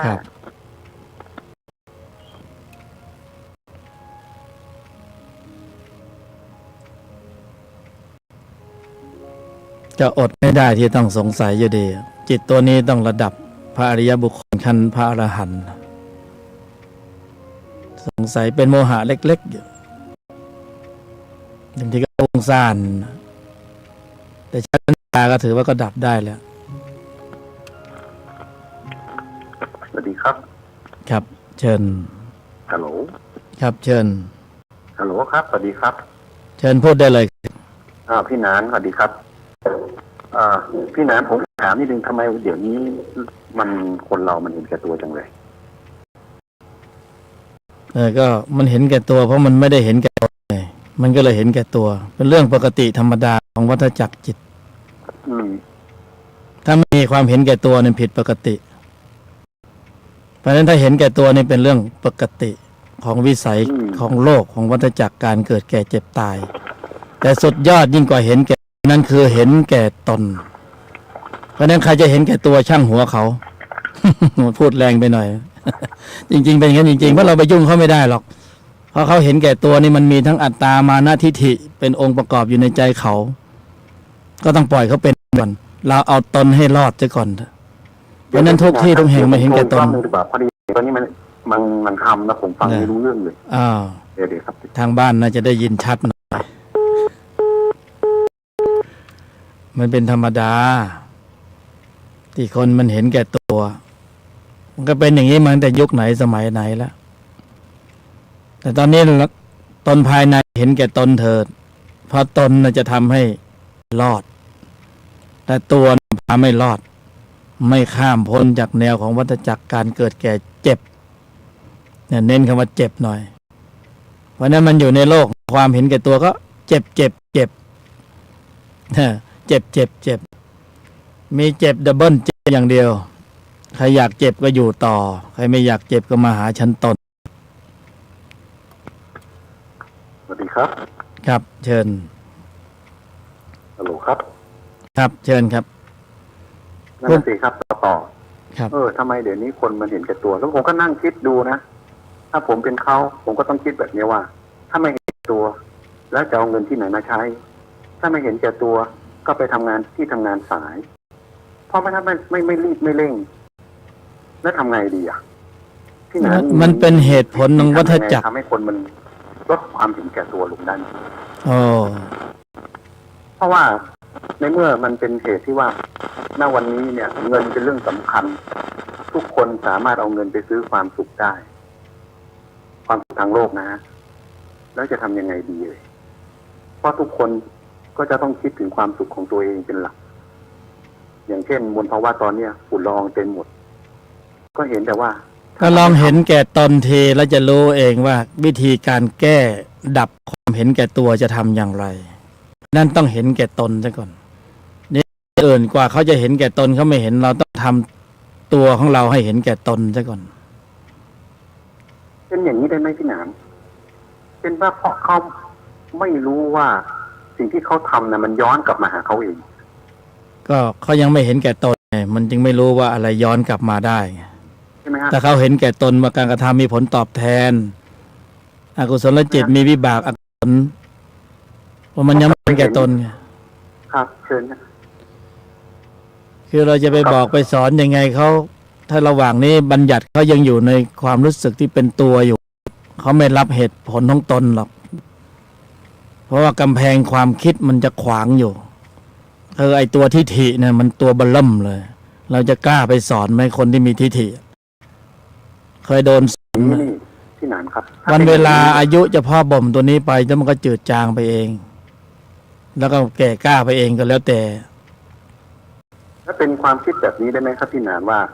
เขาถือว่าเฮ้ยเขายอมเห็นแก่ตัว เพราะว่าเขาจะได้สิ่งที่เขาต้องการเช่น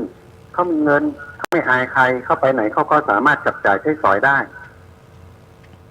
เขาจะมานั่งเหมือนกับที่พวกเรากัลยาณมิตรเนี่ย นั่งทำกันอยู่ไหมเพราะว่านั่งทำไป เองก็อดกั้นเองต้องอดโทสะของเองต้องอดมีขันติแต่ของเขาไม่จำเป็นเลยเองทำอย่างนี้ของเองไปข้าประกอบกวยเอาอย่างนี้เขาคิดอย่างนี้แล้วทำยังไง คือมันสายพันธุ์อวิชชามันก็ต้องมีลีลาบทบาทไปอย่างนั้นแหละตนภายในเราเพียงแค่เพาะตนของเราให้มีความเข้าใจเขาก็พอแล้ว แต่เราไม่สามารถจะไปเปลี่ยนเขาได้ เราทำภายในเราให้เข้าใจเขาก็พอ ก่อนที่เราจะเข้าใจเขาเราจะเข้าใจเขาเราก็ต้องเข้าใจตนภายในเราเสียก่อน ก็พอ ไม่มีหน้าที่ที่จะไปปลุกเสกให้เขาไปหลุดพ้นไม่ได้ ใช่พี่หนานครับเป็นอย่างนี้ไหมว่าเพราะว่าพวกเขาเองเนี่ยไม่รู้ว่าสิ่งที่พวกเขาทำทั้งหมดเนี่ยมันจะพกไปหาตัวเขาเองและก็ลูกหลานของเขาถึงคิดว่าเป็นความสุขที่เขาควรจะกอบโกยแต่จริงๆแล้วเนี่ยสิ่งที่เขาทำทั้งหมดนั้นนะสุดท้ายนั่นน่ะเขาก็เดือดร้อนเองเพราะยกตัวอย่างเช่นว่าเขากอบโกยเอาเงินเขาโลภเอาเงินเขาโกงเอาเงินมาสุดท้ายแล้วเนี่ยเวลาเขาถึงวันหนึ่งที่เขาต้องจบชีวิตลงเงินนั้นก็ไม่ได้ไปกับเขาสิ่งที่จะไปกับเขาก็คือความดีกับความชั่วที่เขาทำปรากฏว่าเงินที่เขาโลภมาทั้งหมดก็ตกอยู่บนตรงเนี้ยแล้วคนอื่นก็เอาไปใช้ต่อและบางทีลูกหลานเขาเองก็จะถูกสิ่งนั้นเองนั่นแหละทำลายจริงๆถ้าเขารู้แล้วเขาหันมาปฏิบัติธรรมะเขาก็จะมองเห็นออกว่าถ้าทุกคนปฏิบัติธรรมแล้วย้อนกลับไปมีจิตใจเอื้อเฟื้อเผื่อแผ่เหมือนกับในอดีตที่เคยเป็นทุกคนถ้าปฏิบัติธรรมะก็จะมีน้ำใจแล้วก็ไม่ต้องรีบเร่งแล้วก็ไม่ต้องไปซื้อความสุขที่จอมปลอมกลับมาสู่ความเป็นจริงของชีวิตอย่างนี้จะถูกไหมครับพี่หนาม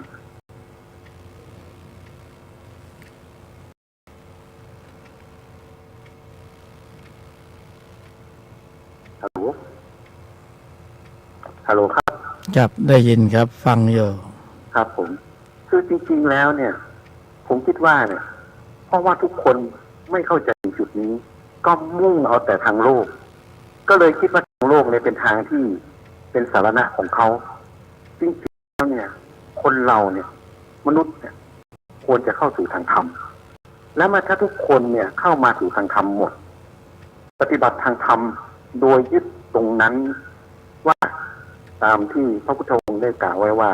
ใครทำอะไรจะได้อันนั้นทำกรรมอะไรได้อันนั้นก็ทุกคนก็จะกลัวในกรรมเพราะฉะนั้นก็จะทำในสิ่งที่ดีแล้วความเบียดเบียนก็จะไม่เกิดขึ้น เมื่อความโลภไม่เกิดขึ้นความเบียดเบียนไม่เกิดขึ้น ทุกอย่างเนี่ยในโลกนี้เนี่ยธรรมชาติเนี่ยโลกเนี่ยเขาให้เราพอแต่พวกเราเนี่ยโลภเอาแล้วก็ไปอยู่ที่ตัวมันก็เลยขาดแคลนและขาดแคลนนี้ไม่พอไปเบียดบังเขาอีกจนเขาต้องมีปฏิกิริยาเช่นมีสึนามิมีควันมีอะไรทำให้เราเองเนี่ยกลับมาสู่ทางหลักสร้างหายนะให้กับเราตรงนี้พวกเราไม่คิดจริงๆเนี่ยทุกคนเนี่ยปฏิบัติควรจะเข้าไปปฏิบัติธรรมแล้วมีจิตใจปฏิบัติธรรมทุกคน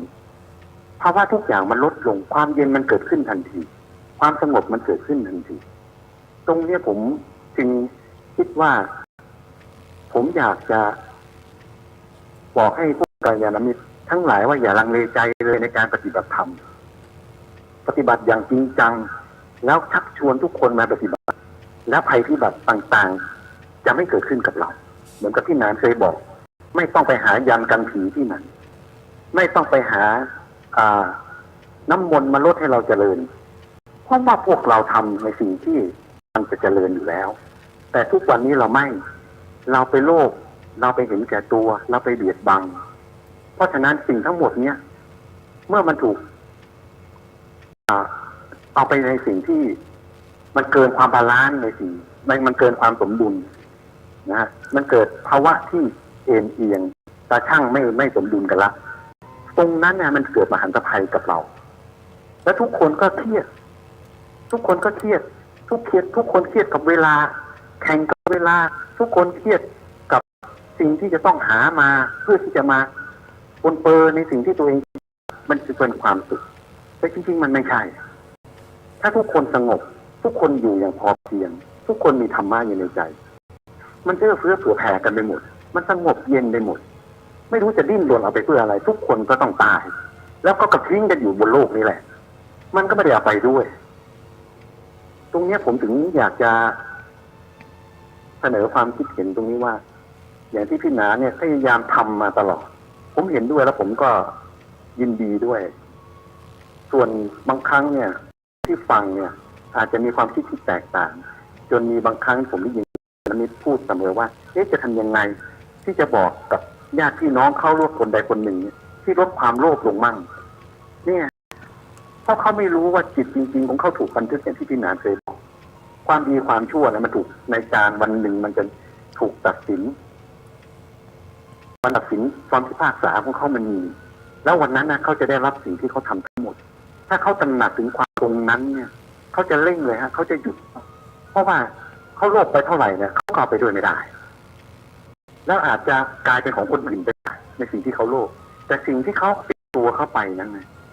ที่เขาจะต้องไปเกิดไปพบไปอะไรต่อไปข้างหน้าเนี่ยมันคือความดีและความชั่วที่เขาจะต้องติดตัวเขา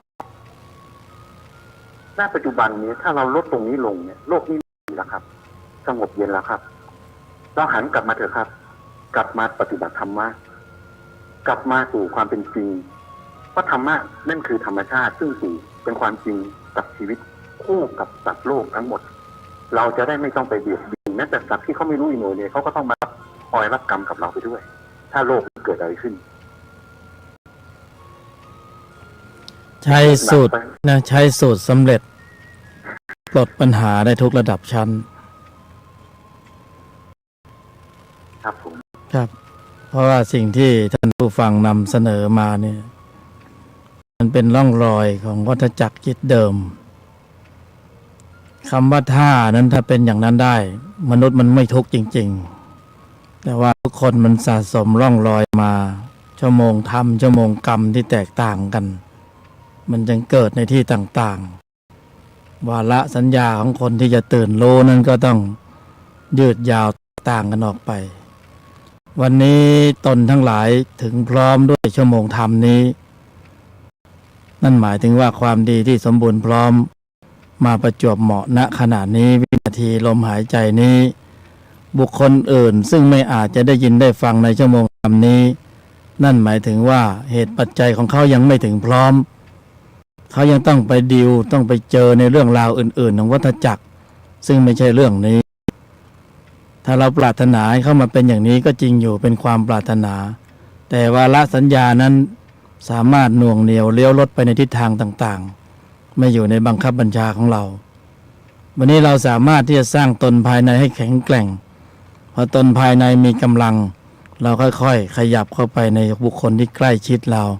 ค่อยๆนำพาเขาค่อยๆดึงดูดเขานำพาให้เข้าสู่เส้นทางเขาโชคดีที่อยู่ใกล้ผู้ที่มีธรรมถ้าเรามีธรรมเขาโชคดีแต่คนที่มีกรรมมีชั่วโมงชั้นตัวมากๆถือว่าเขาโชคไม่ดีเพราะมันจะพาวนวัฏสงสารแต่ในชั้นตนนี้ถือว่าเขาโชคดีถ้าเจอกัลยาณมิตรอย่างพวกเราทั้งหลายแล้วค่อยๆเพาะบ่มเพราะบุคคลรอบข้างของเราเนี่ยเขาก็มีข้อมูลทุกข์อยู่เขาก็อยากจะพ้นทุกข์แต่เขาหาทางออกไม่เจอหาเหตุผลไม่เจอหาวิธีการไม่เจอแต่เขาเจอเขาก็จะโชคดีเพราะนั้นขณะนี้เราก็ต้องฝึกตนภายในเราให้แข็งแกร่งซะก่อนแล้วมันจะมีคำตอบว่าจะแก้ไขสังคมจะปรับแต่งยังไงเนี่ยทุกอย่างมันต้องเริ่มที่ตนเราเป็นพื้นฐานก่อนแล้วทุกอย่างจะมีคำตอบออกมาเป็นชั้นภูมิชั้นในภายในที่ประกอบด้วยปัญญาเนี่ยก็ย่ำส่องรู้ดูเห็นว่าจะทำอย่างไรจะทำอย่างไรทุกอย่างก็เป็นไปตามเหตุปัจจัยของความดีที่ถึงพร้อมก็ถือเป็นความห่วงใยของท่านผู้ฟังที่พวกเราจะต้องช่วยกันทำอย่างไรก็ได้ที่จะเติมน้ำใสเข้าไปในแก้วคุณนำจิตวิญญาณที่ใสสะอาดบริสุทธิ์ละเอียดอ่อนเข้าสู่สังคมหมู่กลุ่มใหญ่ท่ามกลางความหลากหลายชั้นภูมิซึ่งบางชั้นภูมิมันไม่ฟังธรรมหรอกให้เหตุให้ผลไปเจอกำแพงของมันนะมันสวนกลับก็มีเพราะนั้นก็ต้องเลือกเหมือนพระบรมศาสดาจะโปรดนะเลือกว่าใครว่ามีวาระสมบูรณ์พร้อมแล้วจะผลิผลเบ่งบานจะได้บรรลุธรรมบรรลุมันไม่พร้อมกันนะนั้นทุกคนก็กำลังวิ่งไปสู่พัฒนาไปสู่ความละเอียดอ่อนที่สุดใครถึงก่อนถึงหลังใครถึงก่อนอย่างพวกเราถึงก่อนก็ทุกน้อยหน่อยถึงช้าหน่อยก็ต้องไปวนอยู่อีกหลายรอบมันก็ทุกมากหน่อยอาจจะต้องเจอเจ็บเจอปวดรวดแล้วสารพัดให้มันเพราะให้มันบ่มให้มันสั่งสอนบางคนมันก็สมควรจริงๆมันควรจะเจ็บให้ไม่ได้หนักมากๆหนักๆมันจะได้พัฒนาขึ้นมาแต่บางทีมันเจ็บแล้วมันก็ไม่จำมันเจ็บแล้วมันก็ทนเจ็บได้แล้วมันก็เจ็บแล้วก็เจ็บอีกได้อยู่อย่างเงี้ยมันแน่นอนจริงๆนะเพราะนั้นเราก็สร้างสรรค์ชั่วโมงภายในของเราตนเราแข็งแกร่งมากขึ้นก็จะดีเองอันนี้ก็เป็นจุดประกายอย่างหนึ่งแล้วในรายการนี้ที่เป็นส่วนหนึ่งในการช่วยเหลือสังคมให้มีความร่มเย็นเป็นสุขเพราะสถานีการถ่ายทอดอย่างนี้เนี่ยปกติมันก็ไม่ค่อยมีบ่อยแต่เราเทียบสัดส่วนมันก็จะมีสัดส่วนของชั่วโมงโลกมากกว่าชั่วโมงตนแต่ชั่วโมงตนนี่มันก็น้อยเห็นไหมกว่าจะมีสถานีถ่ายทอดธรรมะสักสถานีหนึ่งมันก็เป็นเรื่องที่นะแวดล้อมด้วยชั้นตัวหลากหลายแต่วันนี้ถือว่าเราได้มีความเพียรนะเรามีความพยายามเพิ่มเติมข้อมูลที่เป็นกุศลมากขึ้นก็จะพัฒนาขึ้นไปอีกเรื่อยๆตามลำดับครับผม พี่หนาผมก็แซวพี่หนาหน่อยนะครับพูดมาทั้งหมดเนี่ยผมก็แซวนิดเดียวอันนี้เป็นการแซวแบบสนุกนะครับจะไปเครียดสมบูรณ์ครับสมบูรณ์ สวัสดีครับครับอนุโมทนาครับนำไปใช้ได้ครับไม่เป็นไรคำว่าสมบูรณ์เพราะมันออกกลางไงแต่บางคนถามผิดหรือถูกออกกลางดีที่สุดผิดถูกเป็นสมมุติบัญญัติสมบูรณ์ก็ลำดับเข้าสู่ความละเอียดชั้นตนก็ต้องจัดสรรถ้อยคำที่ พวกเราฟังแล้วพวกเราก็จะได้เข้าใจในสภาวะในความหมายเชิญ สวัสดีครับ เชิญครับ ฮัลโหล ครับเชิญพูดได้เลยครับ ครับก่อนอื่นนะฮะผมขออนุญาตเรียนถามนิดนึงครับรายการนี้มีบรรยายอยู่อย่างนี้เป็นประจำทุกวันเวลาไหนไหมครับรายการนี้มีวันศุกร์เวลา10 โมงถึงเที่ยงครับแล้วก็วันเสาร์จะมี3 ทุ่มถึงเที่ยงคืนเป็นภาคพิเศษวันเสาร์3 ทุ่มถึงเที่ยงคืนนะครับ3 ทุ่มเที่ยงคืนโทษนะครับก็จะมีอย่างเงี้ยกัลยาณมิตรกับหมุนเวียนมาสื่อสารกันถ่ายทอดถ่ายเทเข้ามาวันศุกร์นี่คือ10 โมงถึงเที่ยงเหรอครับครับ10 โมงถึงเที่ยงครับแต่ถ้าสนใจก็เรียนเชิญมาแจมด้วยกันปัจจุบันนี้ผมเรียนสายกับท่านพระคุณเจ้าหรืออย่างไรครับผู้บรรยายหยกธรรมเป็นฆราวาสครับสังเกตครับบ่อยๆนะหลายท่านก็ยังให้เกียรติว่าเป็นพระคุณเจ้าก็แล้วแต่ครับครับครับผมมีคำถามนิดหนึ่งนะฮะต้องยอมรับว่ายังมีความสงสัยอยู่ครับนิดเดียวข้อเดียวก็คือว่าถ้าหากเราปฏิบัติธรรมเจริญสติเนี่ยโดยไม่ได้มีการนั่งสมาธิเข้าฌานเนี่ยเราจะได้รับความละเอียดมีปัญญาญาณได้อย่างเดียวกันไหมครับถ้าเราลำดับเข้าสู่อริยมรรคองค์8ในภายในถูกต้องถูกส่วนตรงตามความจริงไม่นั่งสมาธิก็ได้ครับครับผมถ้าลำดับเข้าสู่อริยมรรค8ในภายในเนี่ยกำหนดเจริญถูกต้องเนี่ยในระหว่างที่กำลังวิตกวิจารณ์ก็เริ่มลำดับเข้าสู่องค์ฌานเล็กๆแล้วแต่ว่าไม่ถึงขนาดต้องลึกละเอียดเหมือนการนั่งสมถะแค่นั้นเองเพราะว่าองค์ประกอบของจิตที่ประกอบด้วยกุศลในระดับฌานมรรคนี้ไม่ได้ใช้สมาธิขั้นละเอียดเข้มข้นขนาดนั้นใช้เพียงแค่คณิจจะอุปจาระสมาธินั่นเองที่เป็นองค์ประกอบสำคัญในการปรุงแต่งองค์มรรคในภายในคือมันเป็นการผสมรวมของจิต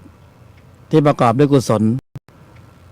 ในองค์ธรรมของพระอภิธรรมนี่ก็มีองค์ธรรมนั้นก็มีชื่อต่างๆที่ชื่อว่าเจตสิกนั้นเจตสิกนี้เนี่ยเราค่อยไปศึกษาเอาแต่พอเราเริ่มต้นถูกต้องเนี่ยอริยมรรคมีองค์8ในภายนั้นจะเกิดการรวมกำลังของจิตที่ประกอบด้วยกุศลในระดับนั้นพอมิกเซอร์กันเข้ามากขึ้นเป็นหนึ่งเวลากระทบสัมผัสแล้วนิ่งในไม่โต้ตอบได้พละ5จะกำเนิดกำลังและโตขึ้นพอพละ5กำเนิดกำลังและโตขึ้นตามลำดับก็จะเข้าสู่สภาวะของความรู้มากขึ้นมีภูมิชั้นของปัญญาพอความละเอียดมากขึ้นก็เข้าสู่ระดับของสภาวญาณพอสภาวญาณเกิดขึ้นก็จะเริ่มเห็นเริ่มแยกรูปแยกนามได้คือตอนนี้มันมี2ลักษณะของการปฏิบัติในบ้านเมืองเราในส่วนมากจะใช้บัญญัตินำแต่ถ้าการแนะนำของรายการนี้ใช้สภาวะนำถ้าบัญญัตินำกับสภาวะนำก็คือไปสู่เป้าหมายเดียวกันบัญญัตินำก็คืออ่านศึกษาแล้วก็เรียนแล้วก็ปฏิบัติไปตามบัญญัติครับผมขออนุญาตท่านช่วยอธิบายขยายความเรื่องพละ5นะครับเป็นยังไงครับกำลังของจิตที่ประกอบด้วยกุศลระดับนี้มีอยู่แล้วในใจของเราแต่ถูกเพราะบ่มด้วยอุบายวิธีที่แตกต่างกันในอุบายวิธีในชั้นโลกที่เราเรียนที่เราศึกษาสุตตะจินตาปริญญาตรีโทเอกเราก็ได้พละของศรัทธาความเพียรสติสมาธิปัญญาในระดับหนึ่งแต่ความสมบูรณ์ของสติสมาธิปัญญาพละระดับนั้นไม่สามารถที่จะดับหรือปลดทุกข์ได้ต้องใช้ปัญญาอีกระดับชั้นหนึ่งจึงต้องมีอุบายวิธีโดยแยบคายในการปรุงแต่งอริยมรรคมีองค์8เพื่อต้องการให้การกำเนิดกำลังของพละขึ้นมาอีกระดับหนึ่งจึงจะปลดสภาวะทุกข์ปลดล็อกความทุกข์ในใจของเราได้เพราะตอนนี้เราเรียนสูงขนาดไหนเรายังทุกข์อยู่เพราะภูมิชั้นของปัญญานั้นยังไม่สู่ความสมบูรณ์พร้อมเพียงพอมันเพียงแค่เอาไว้ทำมาหากินพละมีหลายชั้นถ้าเราเห็นประโยชน์ในการเพาะบ่มปรุงแต่งพละนี้เราจะเพิกเฉยหรือว่าเราจะปล่อยวางแล้วไม่สนใจล่ะเมื่อเรามีโอกาสเนี่ยเราเป็นมนุษย์เรามีคุณค่ามีโอกาสที่สร้างสรรค์ประโยชน์สูงสุด เราก็ไม่ควรจะปล่อยเวลานี้ผ่านไปเพราะนี่คือนาทีทองในการเพาะบ่มบางคนแทบจะไม่เคยสัมผัสสภาวะเลยแม้กระทั่งเพียงแค่การนั่งสมาธิแล้วสัมผัสสภาวะในองค์ฌานเกิดมาชาตินี้ยังไม่รู้เลยว่ามันมีจริงเพราะนั้นญาณไม่ต้องพูดถึงเลยแต่เราให้ความสำคัญในส่วนอื่นมากกว่าคือชั้นตัวชั้นวัฏจักรการเกิดแก่เจ็บตายชั้นนั้นก็แข็งแกร่งขับเคลื่อนไปแต่ชั้นนี้มีอยู่จริงเมื่อสักครู่ท่านกล่าวว่าบัญญัตินามกับสภาวะธรรมใช่ไหมครับที่มาจากกันขออนุญาต ขยายความนิดนึงนะครับบัญญัติของวัฏจักรจิตโลกในชั้นตัวอย่างที่เราเป็นอยู่เนี่ยขณะนี้เราขับเคลื่อนในโลภะโทสะโมหะอวิชชานี่คือชั้นตัว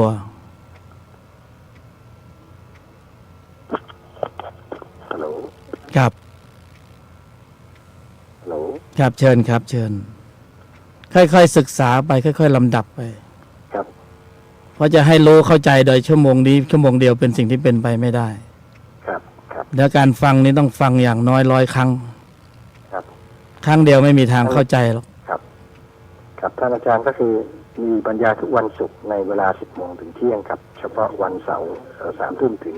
เที่ยงคืนเท่านั้นใช่ไหมครับมีวันอื่นอีกไหมครับก็ประมาณนั้นพอสมควรเลยไม่มีแล้วนะครับครับเฉพาะ2 วันนี้ก็หาประเด็นบรรยายไม่ถูกแล้วเพราะอาทิตย์ละ5 ชั่วโมงนี่บรรยายสดนะแต่ก็ขยายความไปเรื่อยๆเพราะอยู่ในกรอบของอริยมรรคมีองค์ 8และประเด็นสำคัญก็คือเจาะลงไปตรงอุบายวิธีที่เป็นสูตรสำเร็จที่คนสามารถน้อมนำมาไปปฏิบัติแล้วก็สามารถสัมผัสสภาวะได้เลยแล้วมันมีธรรมลึกธรรมซ้อนธรรมอยู่ข้างในคือสูตรสำเร็จเคล็ดไม่ลับอะไรก็ตามที่มากระทบเราเนี่ยยอมหยุดเย็นอย่างเดียวแล้วนิ่งในไม่โต้ตอบตรงนั้นเนี่ยคือภายนอกแต่ภายในนั้นมีโครงสร้างของอริยมรรคมีองค์ 8คือกุศลจิตในระดับฌานของมรรคเนี่ยเคลื่อนกำลังอยู่เต็มรูปแบบคือยอมหยุดเย็นนิ่งในไม่โต้ตอบไปลองใช้ดูภาวนาไว้ในใจเลยยอมหยุดเย็นนิ่งในไม่โต้ตอบไม่ว่าเราปฏิบัติอะไรมาก็ตามทีเถอะต้องลองใช้บทนี้เอาขอบคุณยิ่งครับครับอนุโมทนาครับ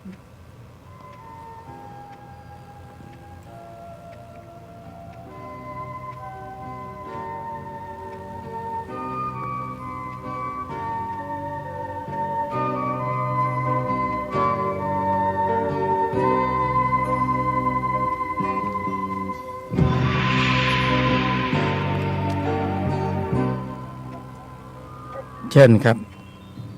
ครับสวัสดีครับผมจะร้องเพลงนี้ให้ฟังนะเผื่อกัลยาณมิตรฟังเพลงนี้คุณเข้าใจคุณโหน่งอภิญญาหรือเปล่าครับผมโอ้ดีฮะเชิญกัลยาณมิตรพวกเราฟังเพลงจากคุณโหน่งอภิญญาครับผมเรียกชื่อถูกเนาะคุณโหน่งอภิญญาเนาะครับผมเชิญฟังเลยหยุดนิ่งเย็นในไม่มีก็ตอบสอบผ่านสบายสึกจิตภายในได้มาคงกันสร้างสมบารมีมีให้กบตันสภาวะธรรมต่อนำชีวิตหยุดโลภโกรธหลงปลงอนิจจังวางลงทุกสิ่งเมื่อจิตเรานิ่งเห็นธรรมทันทีแจ้งรู้จริงพรหมวิหารสี่จุดหมายเรามีอยู่ที่นิพพานธุรธรรมนำคนล้นด้วยปัญญายกคำเมตตานำพาสื่อสารสัจจายุนิโสมนสิการองค์โพธิญาณประทานให้เราจับนอกมองในไตรลักษณ์ให้นายวัฏสงสาร เห็นว่าอยู่นานผ่านทุกแต่เศร้าหลุดพ้นอย่างไรบริหารจิตเอาพระพุทธเจ้าสอนเราเห็นทางเป็นไงนะครับ จบหรือยังตบมือเลยพวกเรากัลยาณมิตร ตอนนี้ต้องฟังจากขึ้น104.5นะเพราะ คุณโหน่งอภิญญา เห็นนะครับเดี๋ยวแล้ว คืนนี้ เรียบเรียงใส่ทำนองหรือยังเลย แล้วก็จะเอาไปมอบให้ที่สถานีเนาะ ครับด้วยความยินดีครับขอน้อมรับ ครับ ครับ ครับ ขอบพระคุณล่วงหน้าครับ ครับสวัสดีครับ เป็นเสียงร้องของคุณโหน่งอภิญญาที่กัลยาณมิตรพวกเราจะได้ยินเสียงท่านร้องเพลงให้เราฟังในสถานีนี้บ่อย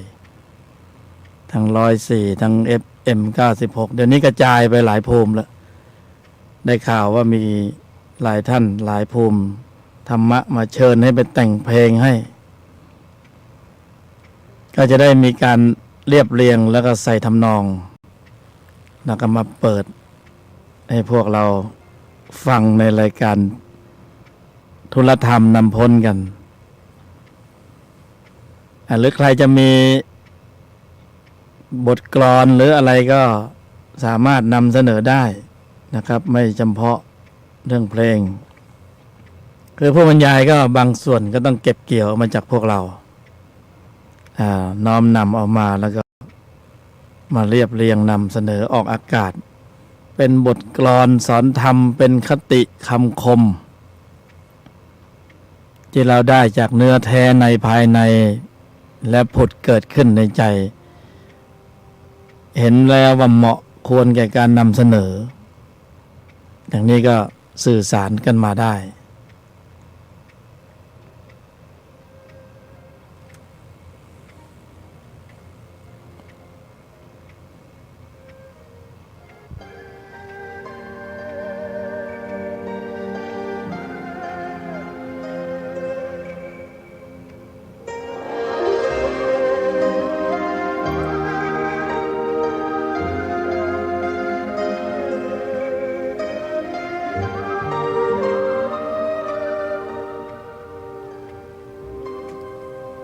สายด่วนธรรมปฏิบัติผู้บรรยายยกธรรมใครจะสนทนาต่อหลังรายการก็เชิญโท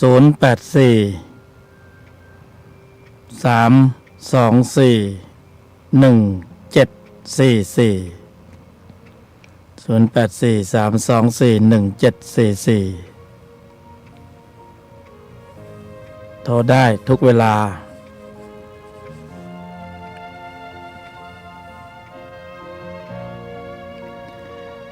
ก็พบกันอีกครั้งหนึ่งก็น่าจะเป็นวันพรุ่งนี้เวลา3 ทุ่ม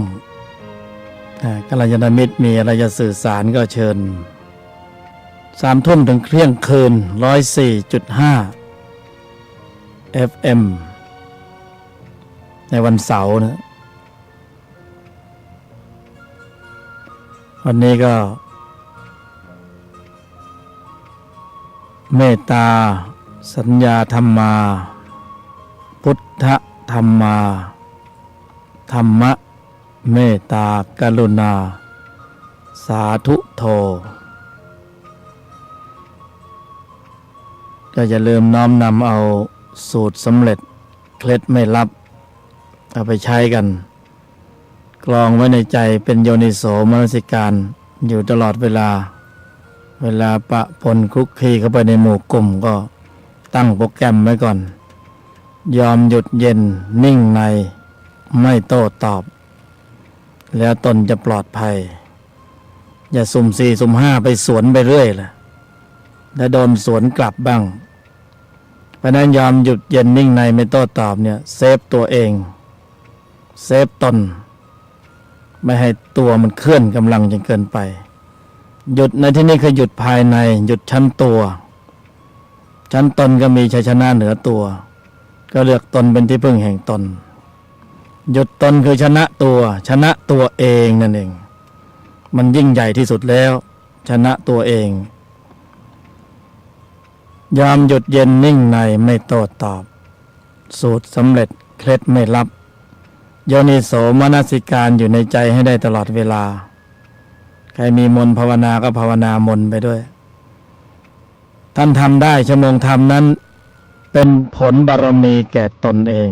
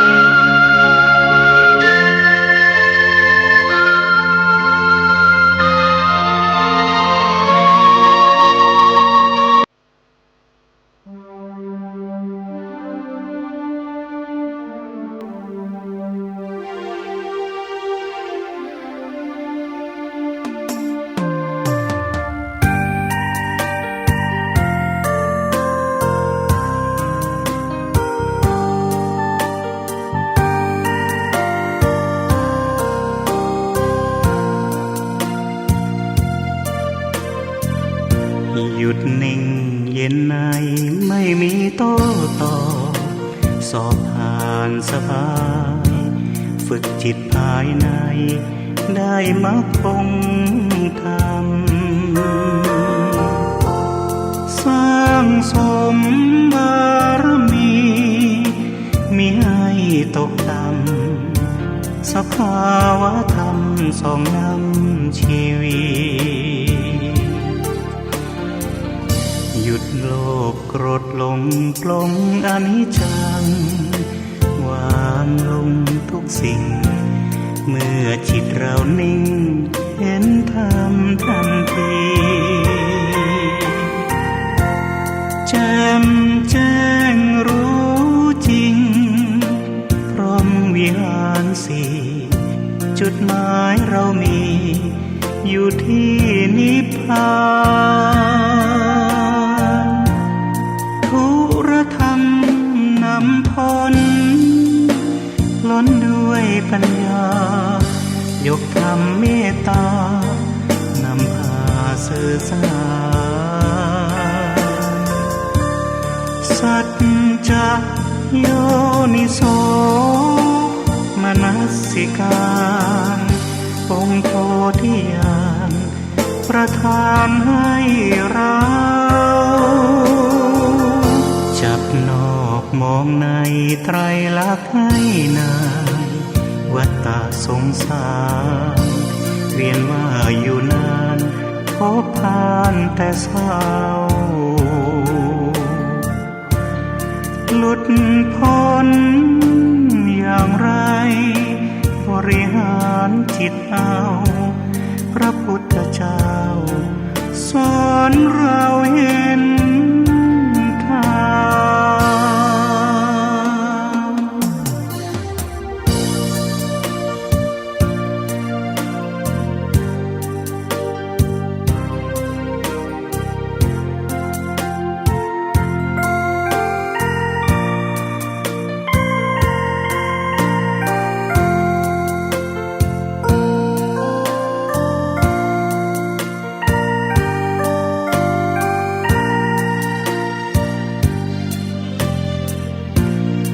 ทุรธรรม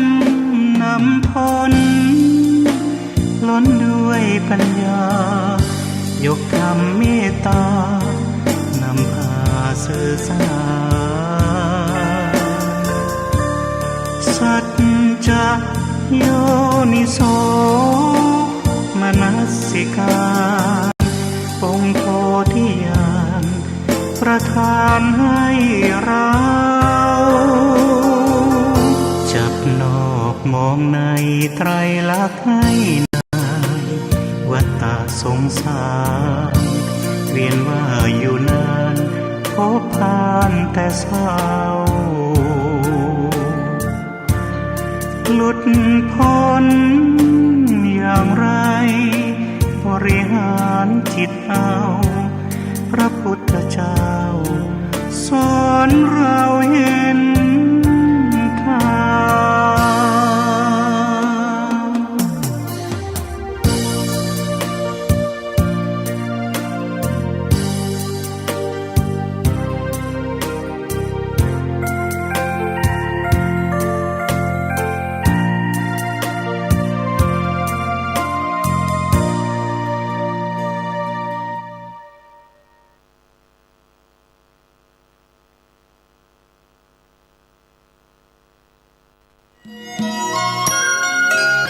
ข่าวสารประการประชาสัมพันธ์ขอเชิญร่วมงานบุญมุทิตาจิตอา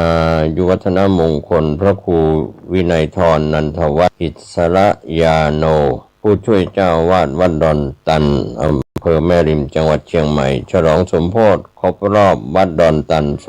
288 ปีรับเป็นเจ้าภาพโรงทานเจ้าภาพจตุปัจจัยทายธรรมถวายสังฆทานรวมไปถึงถวายโรงศพติดต่อสอบถามได้ณวัดดอนตันตำบลเมืองแก้วอำเภอแม่ริมจังหวัดเชียงใหม่วันเสาร์ที่9 พฤษภาคม 2569ได้บุญได้กุศลได้ความดีโดยทั่วหน้ากันกระจกวิเศษจงบอกข้าเถิดใครงามเลิศในปัทภีก็พระนางน่ะสิราชินีผู้เลอโฉมดูสิตั้งแต่ท่านพาชาวประชางดเผาป่าและขยะในครัวเรือนชาวไร่ชาวนาก็งดเผาตอสั่งข้าวฟางข้าวหันไปไถกลบทำปุ๋ยหมักแปรรูปเป็นอาหารสัตว์หรือเอาไปอัดเป็นก้อนแทนอากาศก็ดีไม่มีฝุ่น PM 2.5 คอยกวนใจหน้าตาท่านก็สดใสผิวพรรณผุดผ่องเป็นที่สุดพะยะค่ะ